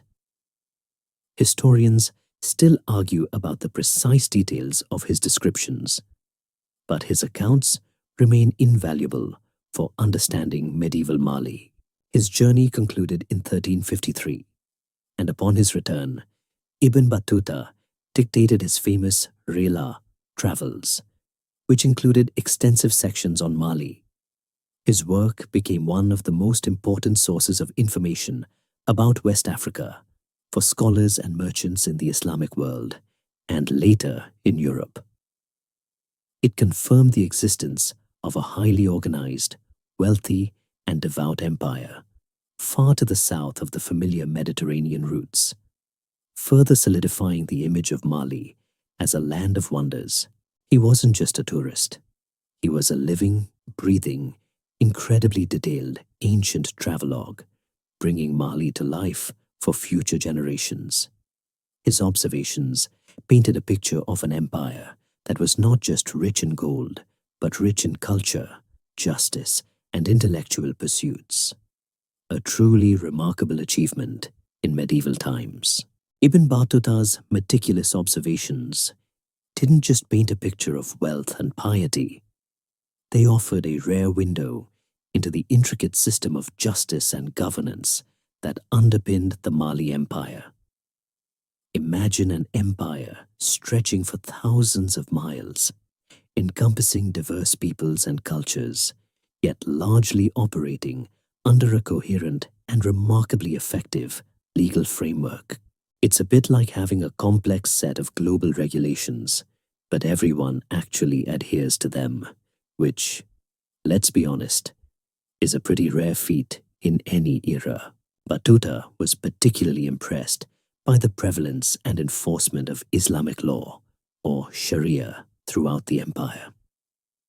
He noted that the qadis, or judges, were highly respected figures who administered justice fairly and without corruption. This wasn't just a veneer. It was a deeply ingrained aspect of Malian society. Cases were heard publicly, judgments were rendered, and punishments, often severe for serious offenses like theft, were carried out promptly. This emphasis on strict adherence to the law meant that crime was reportedly rare, making the empire's vast territories remarkably safe for travelers and merchants, which, as a frequent traveler himself, was something Battuta clearly valued. He almost certainly would have appreciated a secure luggage claim at every stop. The Mansa, as the supreme authority, played a crucial role in the administration of justice. Batuta described elaborate court sessions where the Mansa would personally hear petitions, arbitrate disputes, and deliver judgments. This direct involvement of the emperor in judicial matters underscored his ultimate authority and his commitment to upholding justice for all his subjects. It wasn't just symbolic. It was an active role that reinforced the bond between ruler and ruled, making the Mansa appear accessible and directly responsible for the well-being of his people. This personal touch probably prevented a lot of grumbling in the local taverns, if they had those. Beyond the formal legal system, Batuta also highlighted the strong emphasis on social order and public morality. He noted the Malian people's deep respect for authority, their adherence to custom, and their disdain for anything that might disrupt communal harmony. The absence of widespread banditry and civil unrest along the trade routes, which were often perilous in other parts of the world, was a recurring theme in his accounts, attesting to the effectiveness of Malayan governance and its ability to project power and maintain peace over vast distances. It was probably safer to walk through Mali with a bag of gold than some European cities with a wallet. The administrative structure of the Mali Empire, as revealed through Batuta's observations and other historical sources, was a sophisticated blend of centralized authority and decentralized local governance. While the Mansa held ultimate power, provincial governors, often drawn from loyal families or respected local leaders, managed their regions, collecting taxes, maintaining order, and enforcing imperial decrees. This system allowed for efficient administration of a sprawling empire without overstretching the central government's resources. It was a clever balance, ensuring control while allowing for regional autonomy and cultural diversity. Taxation was a key component of this governance. The empire levied taxes on trade, agriculture, and mining, ensuring a steady flow of revenue to the imperial treasury. Batuta, as a keen observer of commerce, noted the efficiency with which these taxes were collected, underscoring the empire's ability to extract and manage its wealth.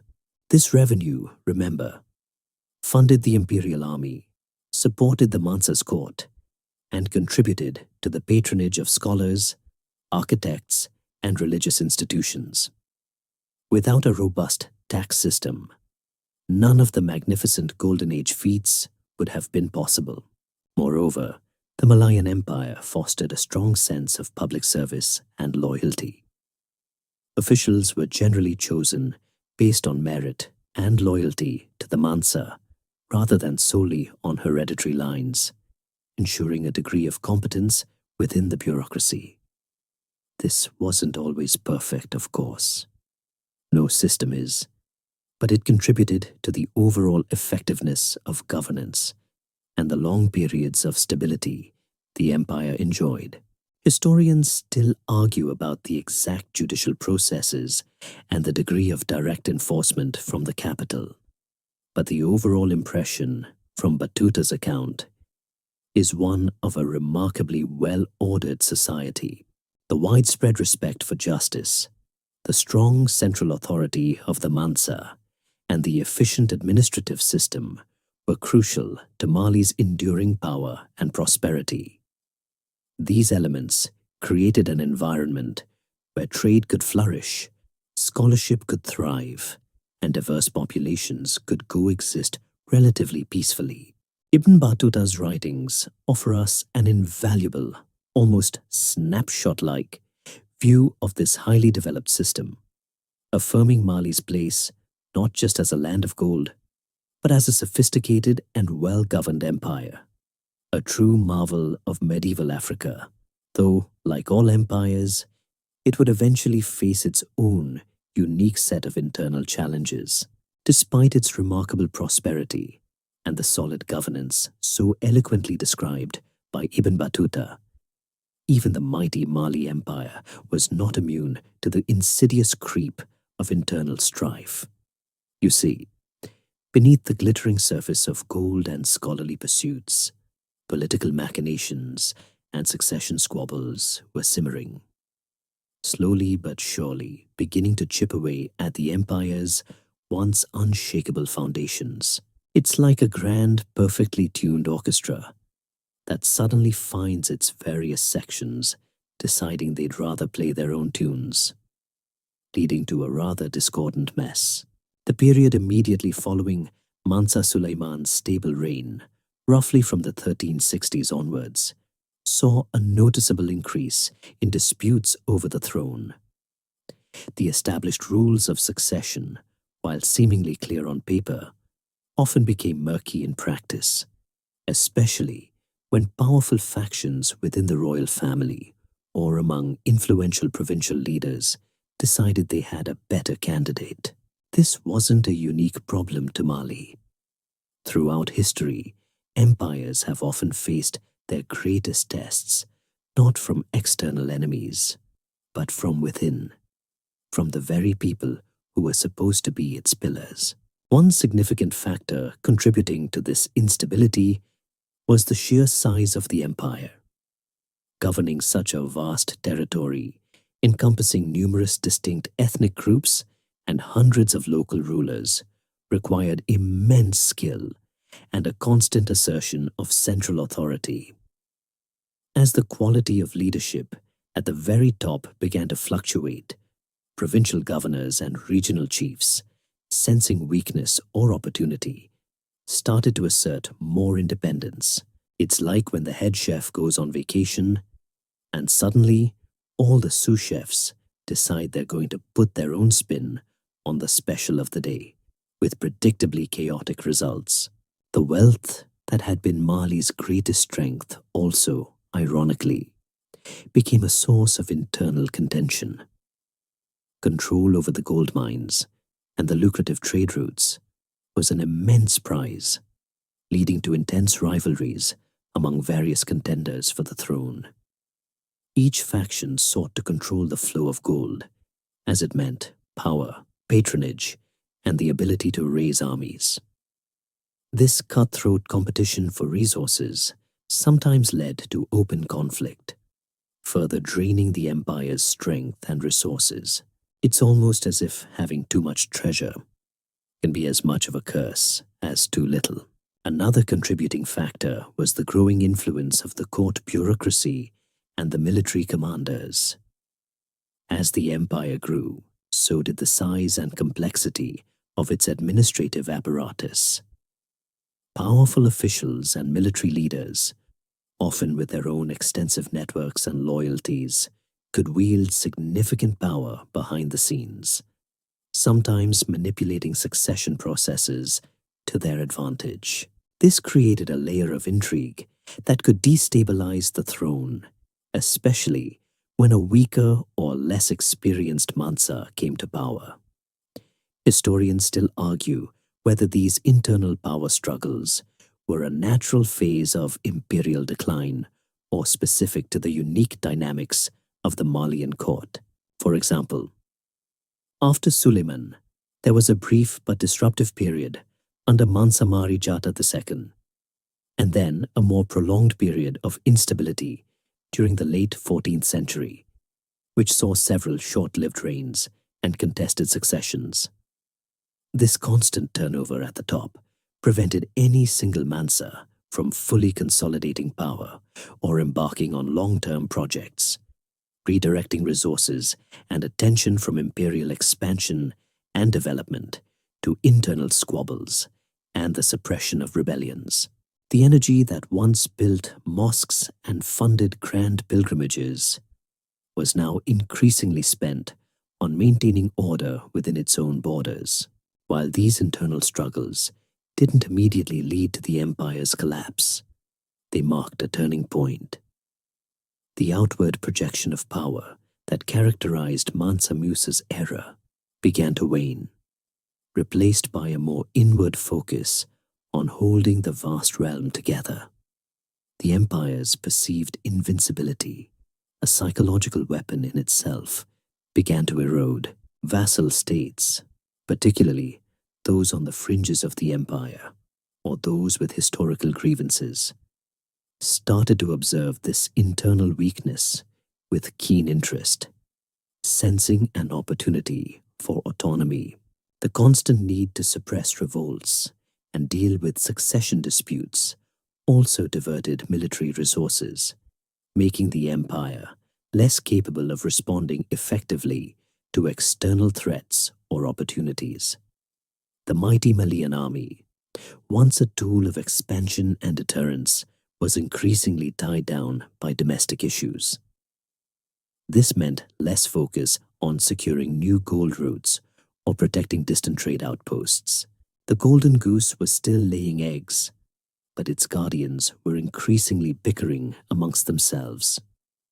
The stage was slowly being set for new powers to rise on the periphery, sensing the opportunity to challenge the aging giant whose internal discord was beginning to reveal its vulnerabilities. As internal strife began to gnaw at the edges of the Mali Empire, a new power was quietly but powerfully emerging from its eastern periphery, the rise of the Songhai. Imagine a new contender stepping into the ring, watching the reigning champions stumble a bit, and deciding, "Yep, my turn to shine." The Songhai, originally a distinct ethnic group inhabiting the area around the city of Gao on the Niger River, had long been under Malian suzerainty, but they possessed a vibrant independent spirit and a strategically crucial location that would eventually enable them to challenge Mali's dominance. Gao, a city with ancient roots, had been a significant trading hub even before the Mali Empire, strategically positioned on the bend of the Niger River, making it a natural crossroads for both Trans-Saharan and riverine trade. While it was part of the Malian Empire, its distance from the capital and its historical autonomy often fostered a simmering desire for greater independence among its Songhai inhabitants. It was a bit like a lively younger sibling in a large family, respecting the elder but secretly dreaming of their own adventures.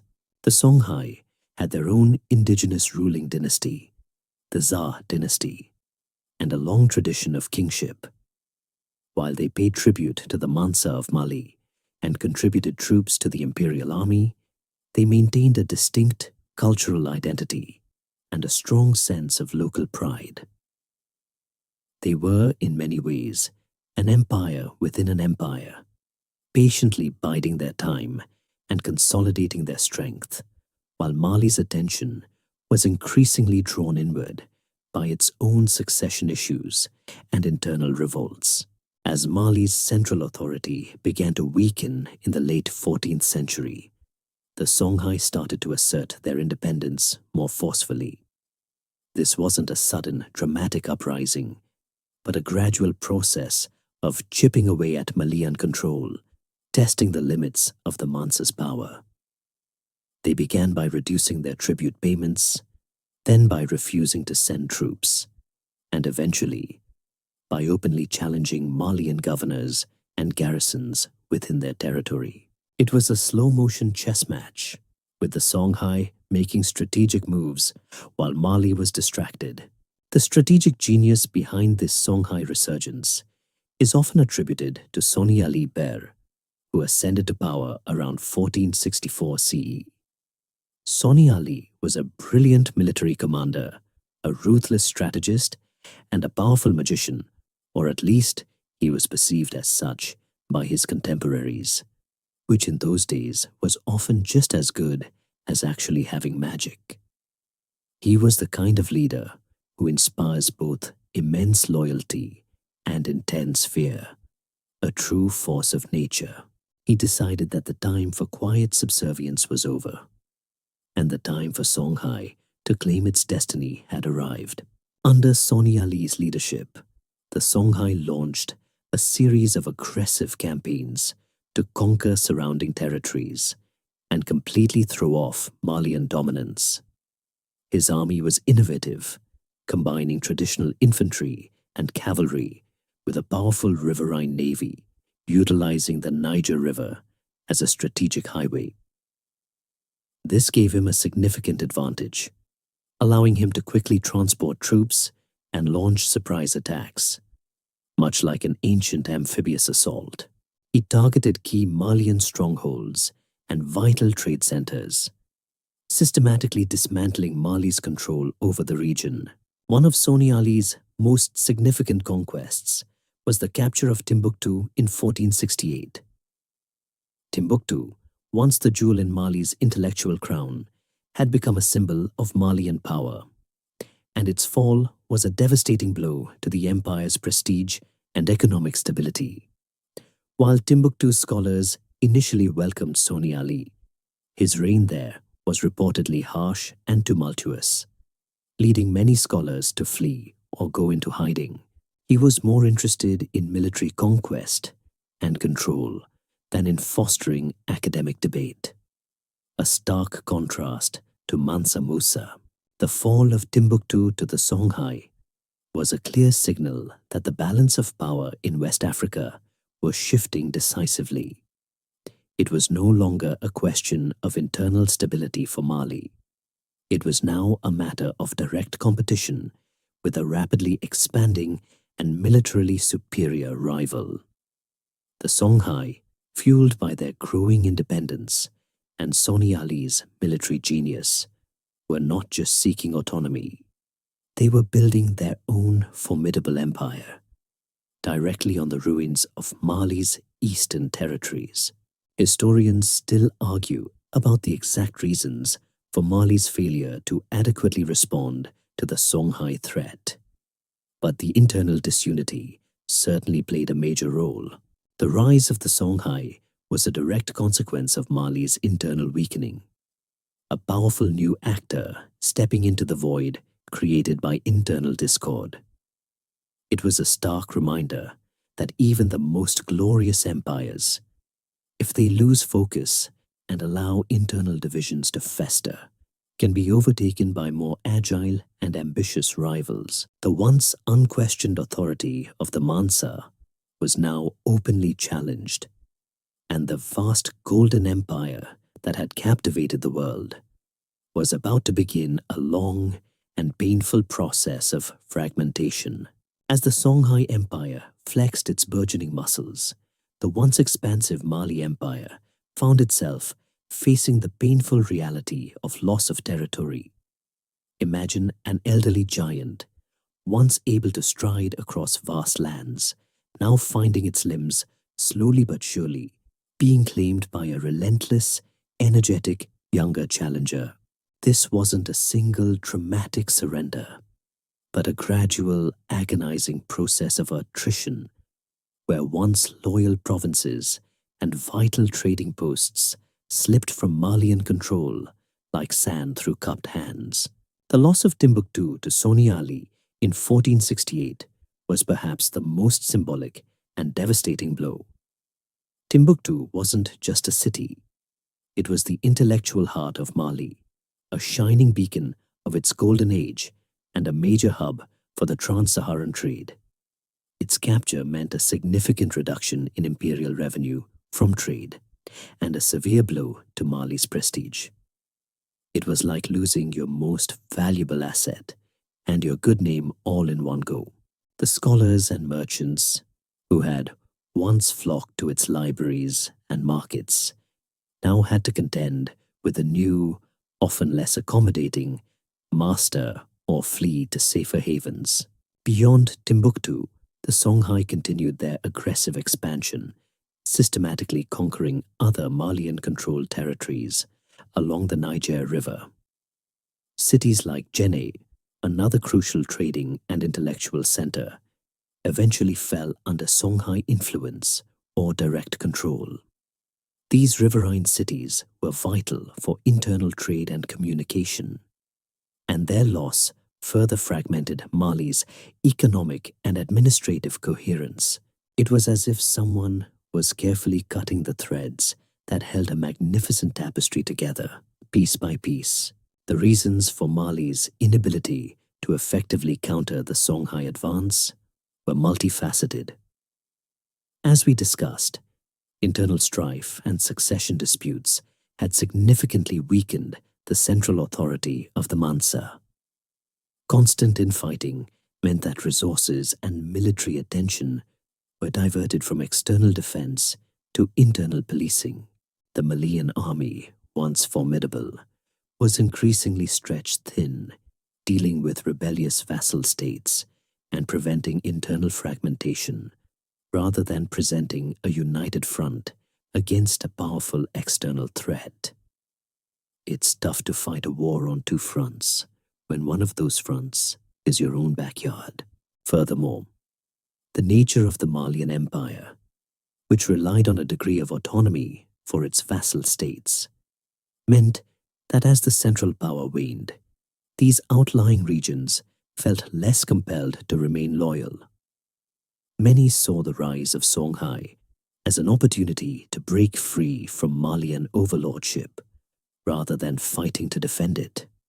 Some even switched allegiances, aligning themselves with the rising power, seeking new opportunities, or simply trying to avoid being caught between two warring giants. This shifting loyalty further accelerated Mali's territorial shrinkage. The decline of the gold trade, or at least Mali's diminishing control over it, also played a part. While gold continued to be produced, the discovery of new gold fields further south, combined with the shifting political landscape, meant that less of it was exclusively channeled through Malian-controlled roads. This directly impacted the empire's revenue, making it harder to maintain a large, well-equipped army or to buy the loyalty of wavering vassals. Money makes the world go round, even in ancient empires, and less money means less power. By the late 15th century, Mali was largely confined to its Mandinka heartland around the upper Niger River. Its once vast empire had shrunk significantly, its northern and eastern territories now firmly under Songhai control. The grand map of Mali that depicted it stretching across West Africa now had large, empty spaces where its former glory had been. This territorial contraction was not just geographical.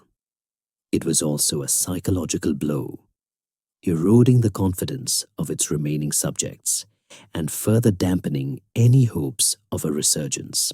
Historians still debate the precise timeline of these losses and the exact extent to which the Songhai directly conquered versus Mali's internal disintegration, allowing for Songhai expansion. However, the outcome was clear. Mali was no longer the dominant power. The Golden Age was definitively over, replaced by a period of retreat and struggle for survival. The empire, which had once shone so brightly on the world stage, was now dimming, its light overshadowed by the powerful new star of the Songhai. The Mansa still ruled, but their domain was a shadow of its former self, grappling with the profound implications of a shrinking empire and a world that was rapidly changing around it. As the Mali Empire grappled with its diminishing territories and internal turmoil, another significant historical development began to unfold on the distant horizon: the Portuguese arrival along the West African coast. Imagine a seasoned but somewhat weary traveler, resting after a long journey, only to see a completely new kind of ship with strange sails and even stranger people appearing on the very edge of their known world. This was a slow, creeping appearance at first, but one that would ultimately have profound and unforeseen consequences for the entire region.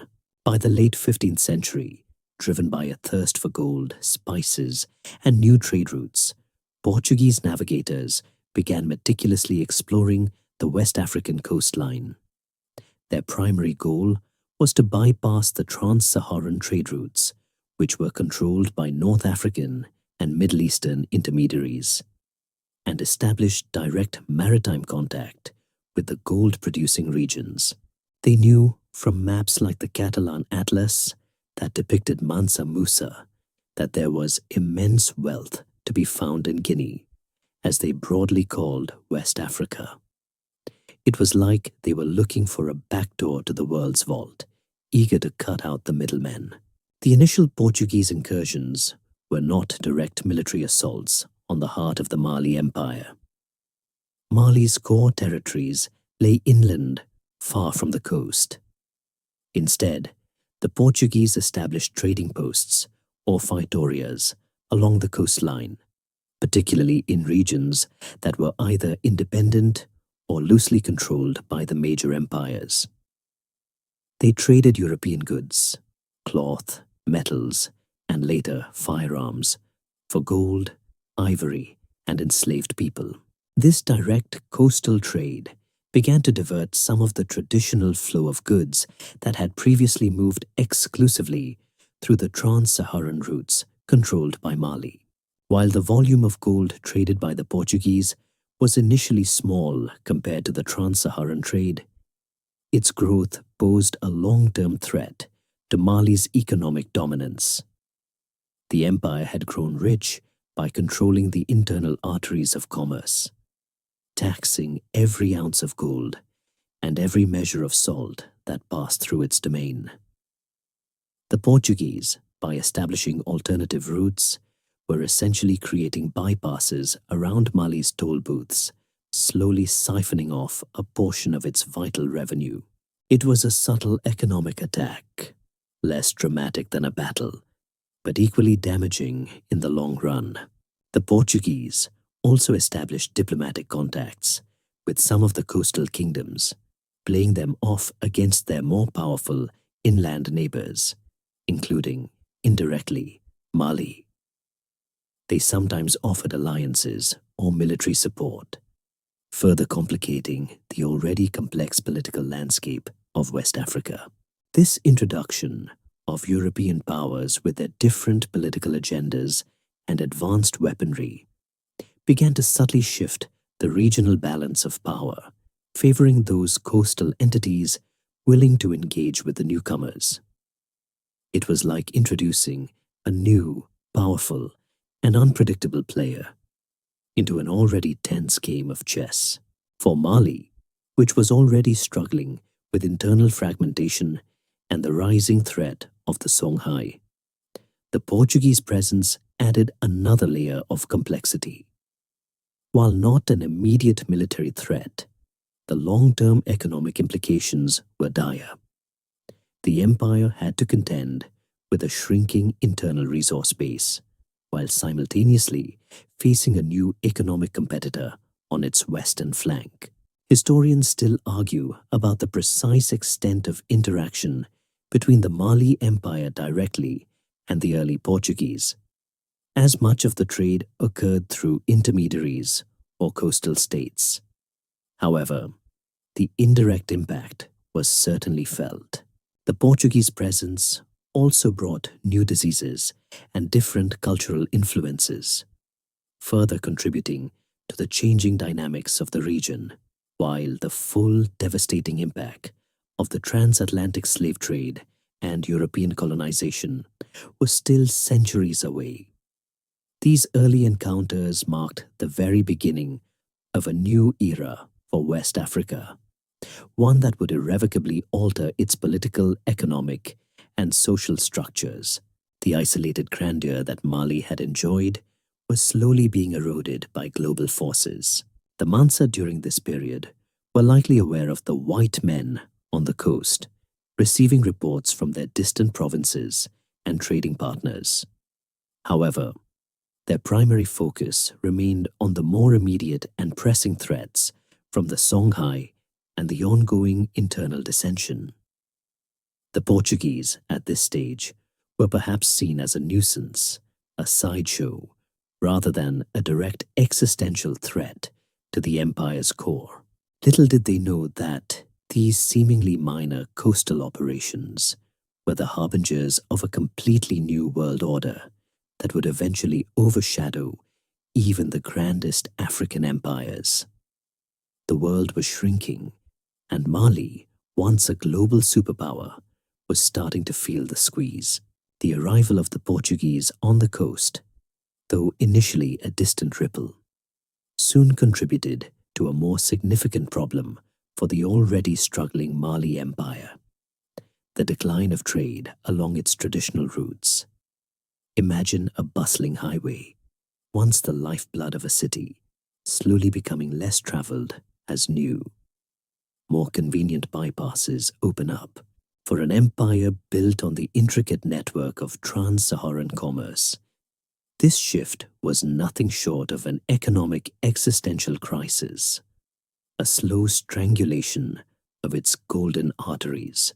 For centuries, Mali's wealth and power had been intrinsically tied to its control over the flow of gold from its southern mines to the bustling markets of North Africa and beyond.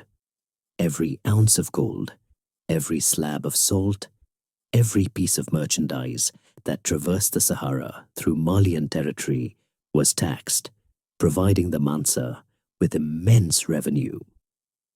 This system had been the envy of the known world, fueling the grand Hajj of Mansa Musa and building the intellectual centers of Timbuktu. But like all monopolies, it was vulnerable to new competition and changing dynamics. The Portuguese, by establishing direct maritime trade routes along the West African coast, effectively created an alternative supply chain for European markets. While they initially sought to tap into the same gold sources, their presence eventually led to a reorientation of some trade flows. Gold, which had previously been transported overland to the Mediterranean, could now be shipped directly from coastal regions. This meant that the taxes and tolls that had once enriched the Malian treasury began to diminish. It was like suddenly finding out your favorite streaming service has a new, cheaper competitor that offers all the same shows. This wasn't an overnight collapse, but a gradual erosion. The coastal trade routes, while more perilous by sea, offered the promise of greater efficiency and lower overhead for European merchants, bypassing the myriad intermediaries and taxes of the Trans-Saharan routes. This economic shift put immense pressure on Mali's internal economy. The decline in revenue meant less money for maintaining the large imperial army, funding public works, or even sustaining the lavish court of the Mansa. It meant less gold to buy loyalty or suppress rebellions, further exacerbating the internal strife we discussed earlier. Furthermore, the commodities exchanged also began to change. While gold remained paramount, the Portuguese introduced new goods and a growing demand for enslaved people, a dark aspect that would tragically reshape the continent's future. This diversion of human resources and the introduction of new economic incentives further disrupted the traditional trade patterns that Mali had so skillfully managed for centuries. Historians still argue about the precise speed and impact of this shift, but the consensus is that it significantly contributed to Mali's economic woes. The political fragmentation within the empire also contributed to the trade decline. As various provinces asserted their independence or fell under the influence of rivals like the Songhai, the coherence of the Malian trade network suffered. Roads became less secure, local tolls multiplied, and the centralized oversight that had guaranteed safe passage and fair dealings began to unravel. Merchants, ever pragmatic, sought out the safest and most profitable routes, and increasingly, these were no longer exclusively through the heart of the shrinking Mali Empire. It's hard to run a global logistics company when local warlords keep popping up. the once vibrant trading cities like Walata and parts of Timbuktu, though some continued to thrive under Songhai rule, saw their direct connections to the Malian capital weaken. The economic lifeblood of the empire was no longer flowing as freely, leading to a decline in urban prosperity in some areas and a general contraction of the Malian economic sphere. The magnificent trade fairs and bustling markets that Ibn Battuta once marveled at were now less centralized, their energy dissipated across a fractured landscape. This economic decline, fueled by both internal disunity and external competition from the Portuguese, created a vicious cycle. Less revenue led to a weaker central government, which in turn led to more internal fragmentation, further disrupting trade, and so on. Mali, which had once been defined by its golden abundance, now found its economic foundations crumbling, slowly but inevitably, dragging the once mighty empire towards its twilight. The golden era was not just ending. It was being slowly but surely dismantled, one trade route at a time. As the vital economic arteries of the Mali Empire began to constrict, a profound internal weakness became increasingly pronounced. A series of debilitating succession crises.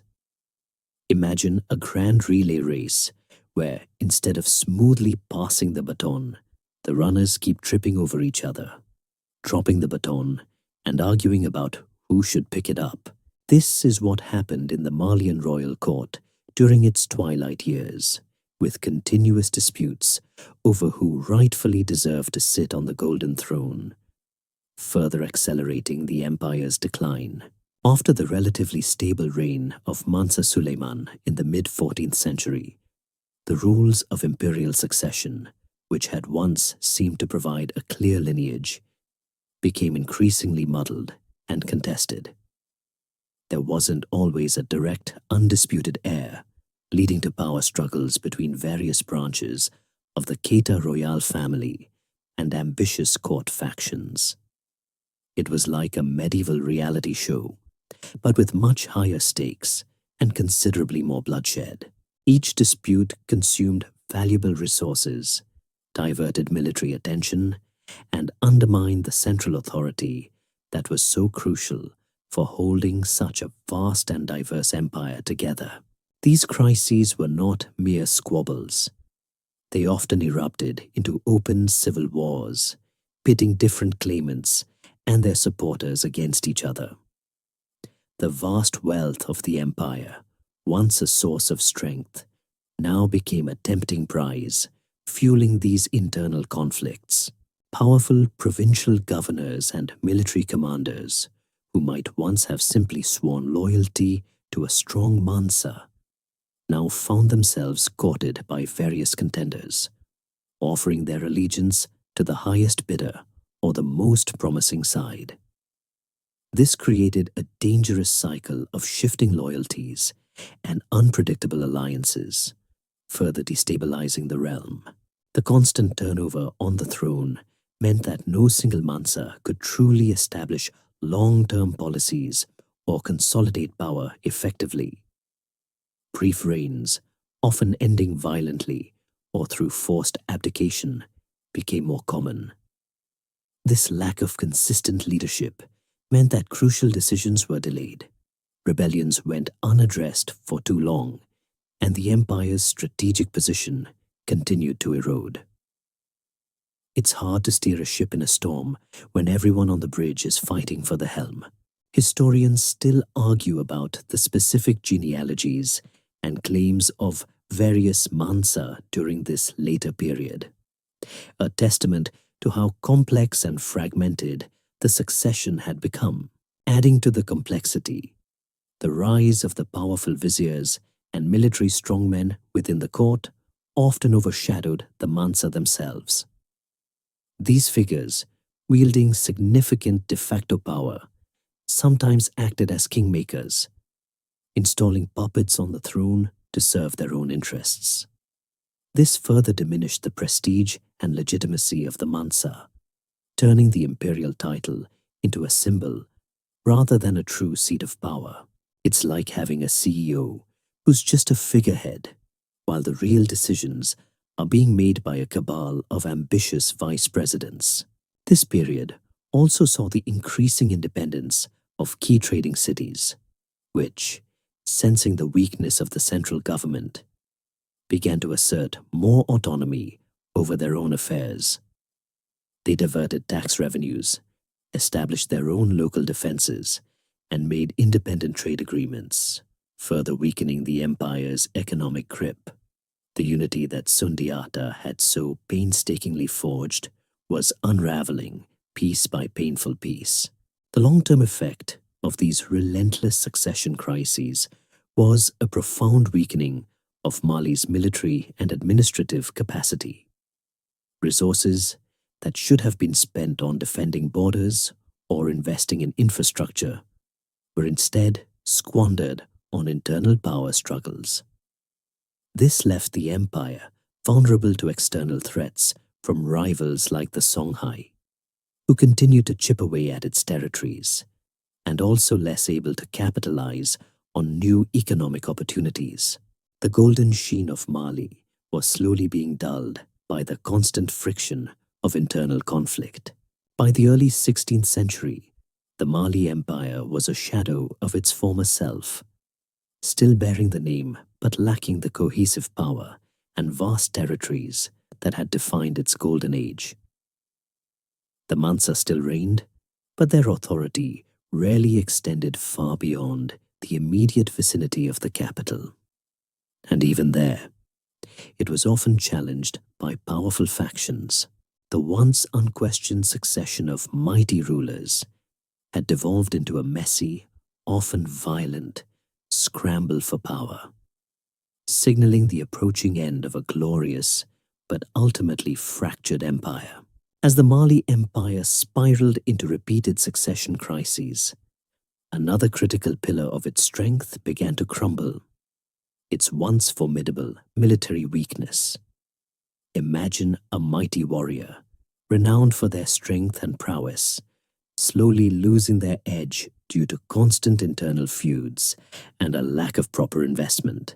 This is precisely what happened to the Malian army, transforming it from a tool of imperial expansion and steadfast defense into a force increasingly unable to protect its shrinking borders or project authority.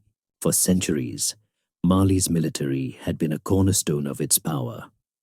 Under Sundiata and his early successors, it was a well-organized, disciplined force capable of conquering vast territories and maintaining order across a diverse empire. Mansa Musa, too, relied on a strong military to secure trade routes and ensure the flow of gold. This army was composed of various contingents, including professional soldiers, cavalry, and levies from vassal states, equipped with spears, bows, and later, even some early firearms acquired through North African trade. However, the relentless succession crises changed everything. Instead of being used to defend the empire from external threats, the military was increasingly diverted to fight internal wars between rival claimants to the throne. Different factions would raise their own armies, often recruiting mercenaries or coercing local populations, leading to a constant drain on manpower and resources.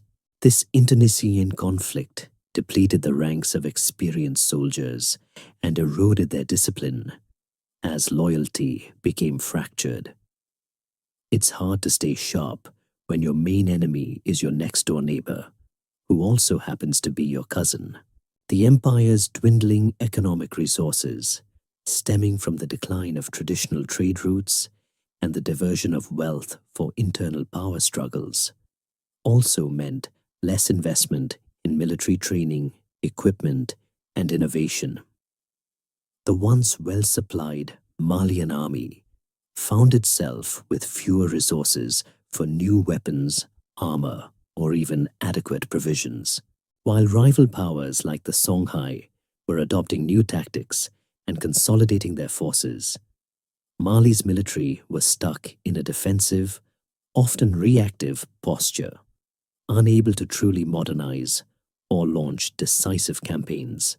The Songhai, under leaders like Soni Ali and later Askia Muhammad, recognized and exploited this growing Malian military weakness. They possessed a more unified command structure, a greater focus on strategic expansion, and critically, a powerful riverine navy that gave them a decisive advantage on the Niger River, the very backbone of Mali's remaining economic and communication networks. The Songhai's systematic capture of key Malian cities and strongholds was a direct consequence of Mali's inability to mount a coordinated and effective military response. Furthermore, the loss of territory meant a reduction in the available pool of potential soldiers and the resources from which to equip them. As vassal states broke away or were conquered by rivals, Mali's military base shrank, further diminishing its capacity to defend its remaining core. The once vast empire, which could call upon legions from across its domains, was increasingly reduced to relying on forces from its central Mandinka heartland, which, while still formidable, were insufficient to stem the tide of decline. Historians still argue about the precise tactics employed by the Songhai that proved most effective against the Malians, but the combination of river power and unified leadership was undoubtedly key.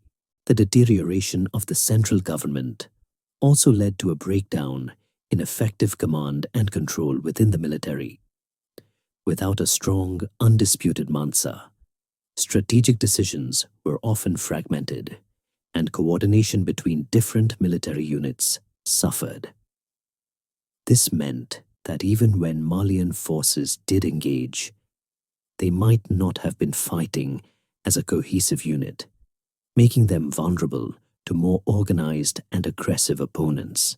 It's like trying to win a football game where every player thinks they're the quarterback. By the 16th century, the Mali Empire's military might was largely a shadow of its former self.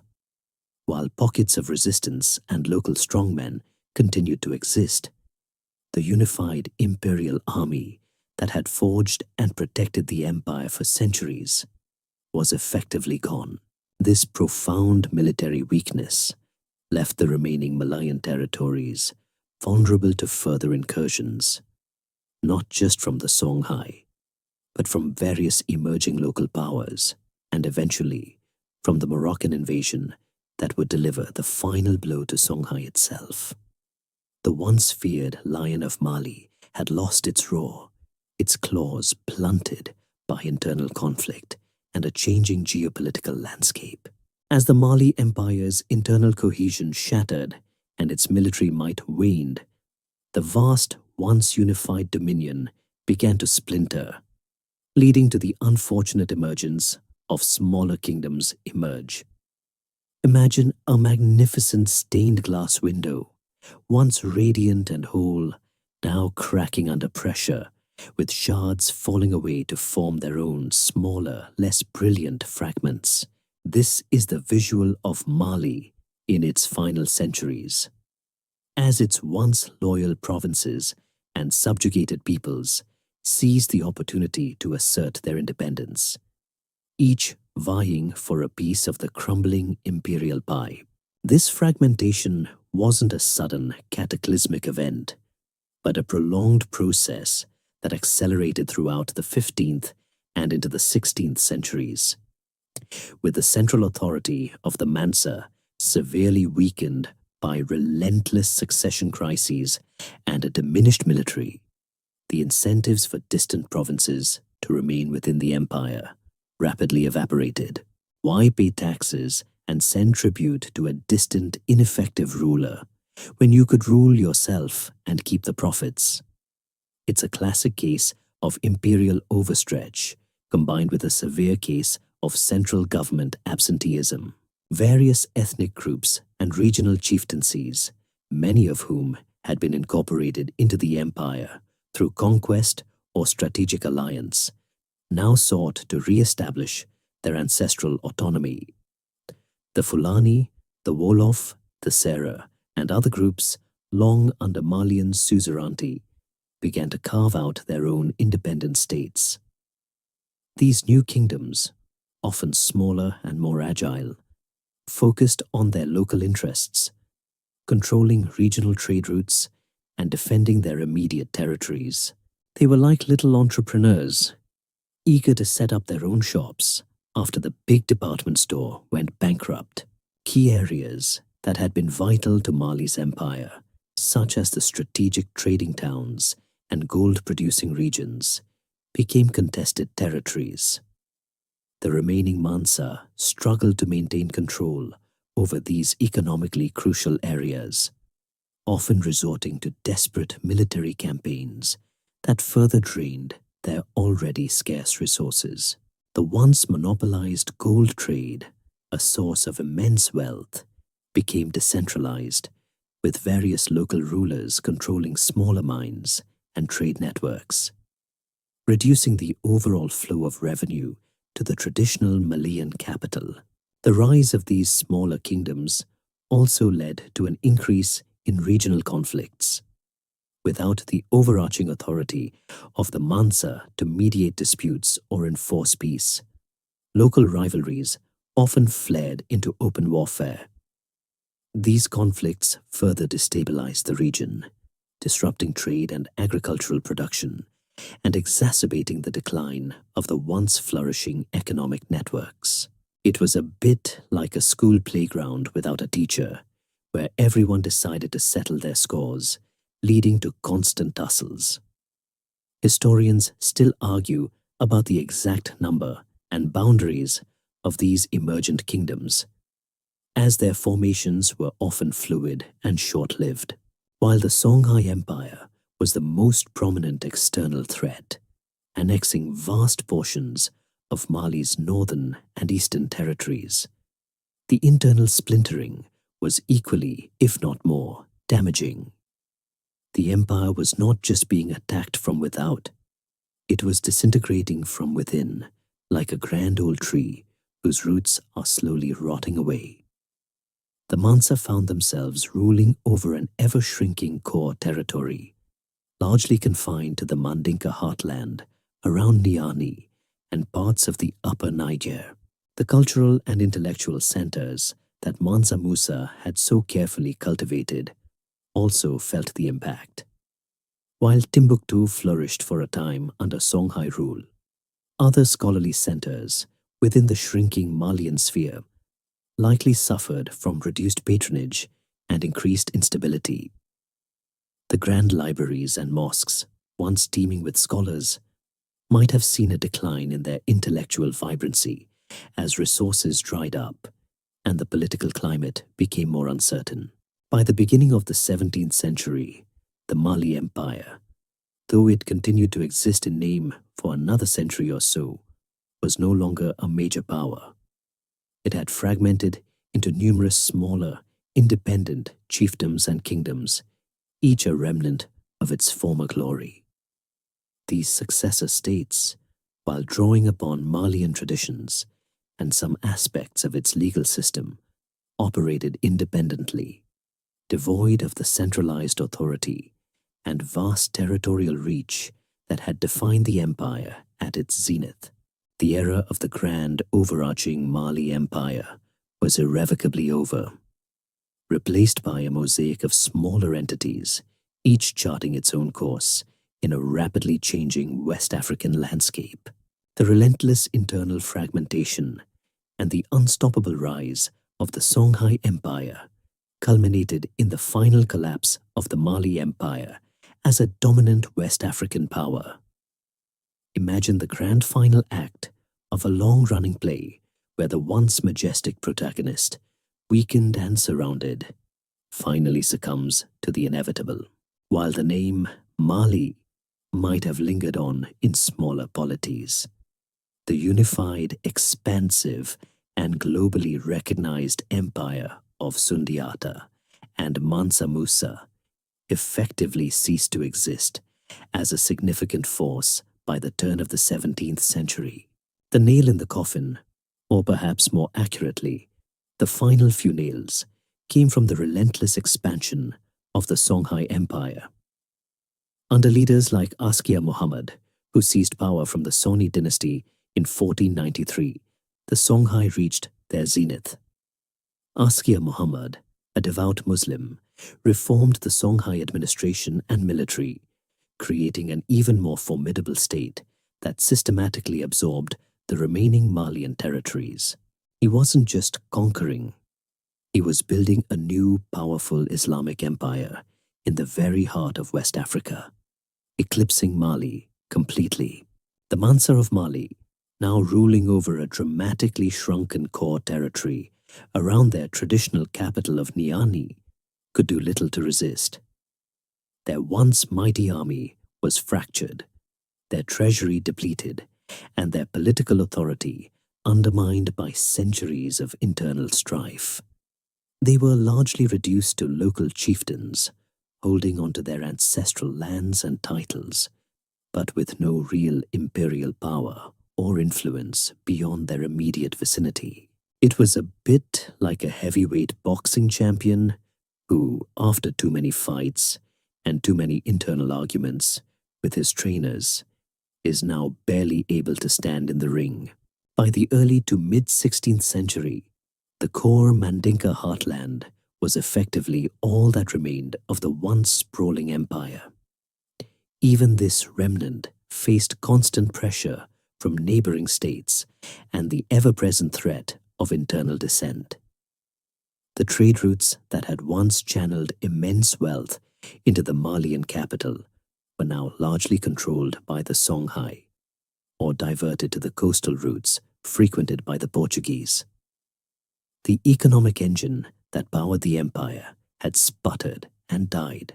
The final blow to the Songhai Empire itself, and by extension, the last vestiges of Malian imperial aspirations, came from an unexpected quarter: a Moroccan invasion in 1591.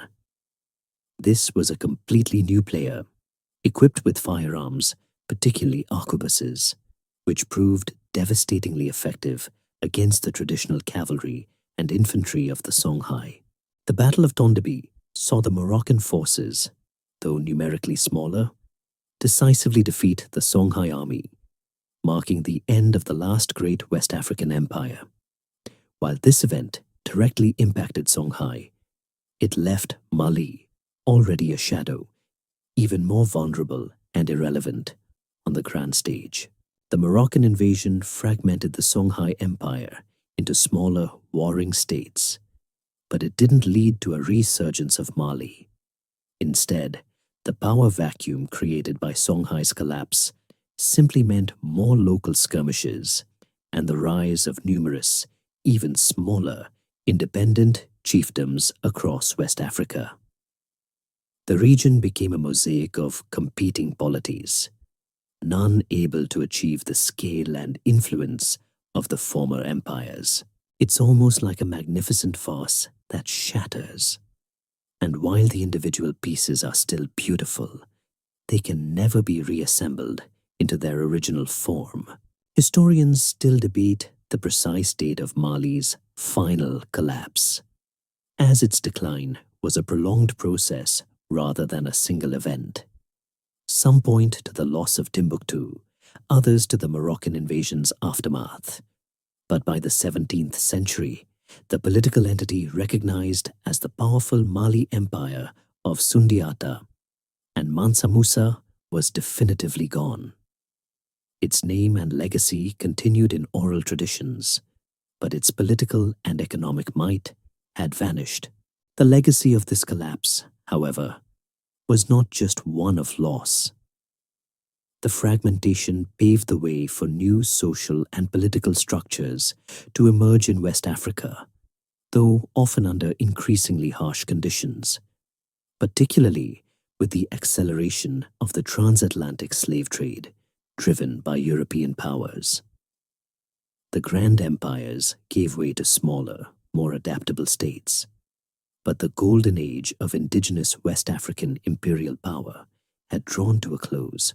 The sun had set on the Mali Empire, leaving behind a profound historical impact, a wealth of stories, and an enduring legacy that continues to fascinate and inform us today. Though the Mali Empire as a unified political entity eventually faded into history, its legacy endures, echoing through the cultural, architectural, and historical fabric of West Africa and beyond. Imagine a mighty river that, even after its main course has shifted, leaves behind fertile valleys and deep channels that continue to shape the landscape for centuries. That's the enduring influence of Mali. Its impact far outlived its political boundaries. First and foremost is the profound cultural legacy. The Malian Empire was a crucible where diverse Mande peoples forged a shared identity, and their customs, languages, and social structures continued to influence successor states and communities across the region. The intricate social organization, the importance of family and clan, and the system of castes, especially the revered griots, laid down during Mali's golden age, persisted long after the Mansa's power diminished. This wasn't just about preserving traditions. It was about living them, passing them down through generations like precious family heirlooms. Speaking of griots, their role is perhaps the most vibrant and direct continuation of Malian heritage. These master storytellers, musicians, and oral historians were the living archives of the empire, memorizing vast epic poems like the Epic of Sundiata, genealogies, and historical narratives. Even today, in Mali and neighboring countries, griots continue to perform, keeping the memory of Sundiata, Mansa Musa, and the empire alive. They remind us that history isn't just written in books. Sometimes it's sung, recited, and vibrantly performed, connecting past generations to the present in a truly captivating way.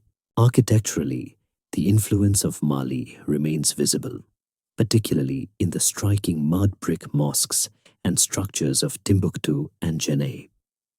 These buildings, many of which were built or expanded during Mali's golden age, are still standing, requiring continuous maintenance, but serving as powerful, tangible links to a glorious past. They are not merely ancient ruins. They are living testaments to the ingenuity and artistic vision of Malian artisans and their commitment to blending local techniques with broader Islamic architectural traditions.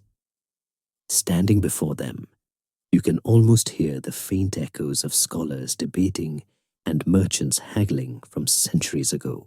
Economically, Mali's impact was monumental. It established and perfected the complex Trans-Saharan trade networks that linked West Africa to North Africa, the Middle East, and Europe. Even after Mali's decline, these routes continued to be vital, and the systems of trade, taxation, and market organization it perfected influenced subsequent West African states.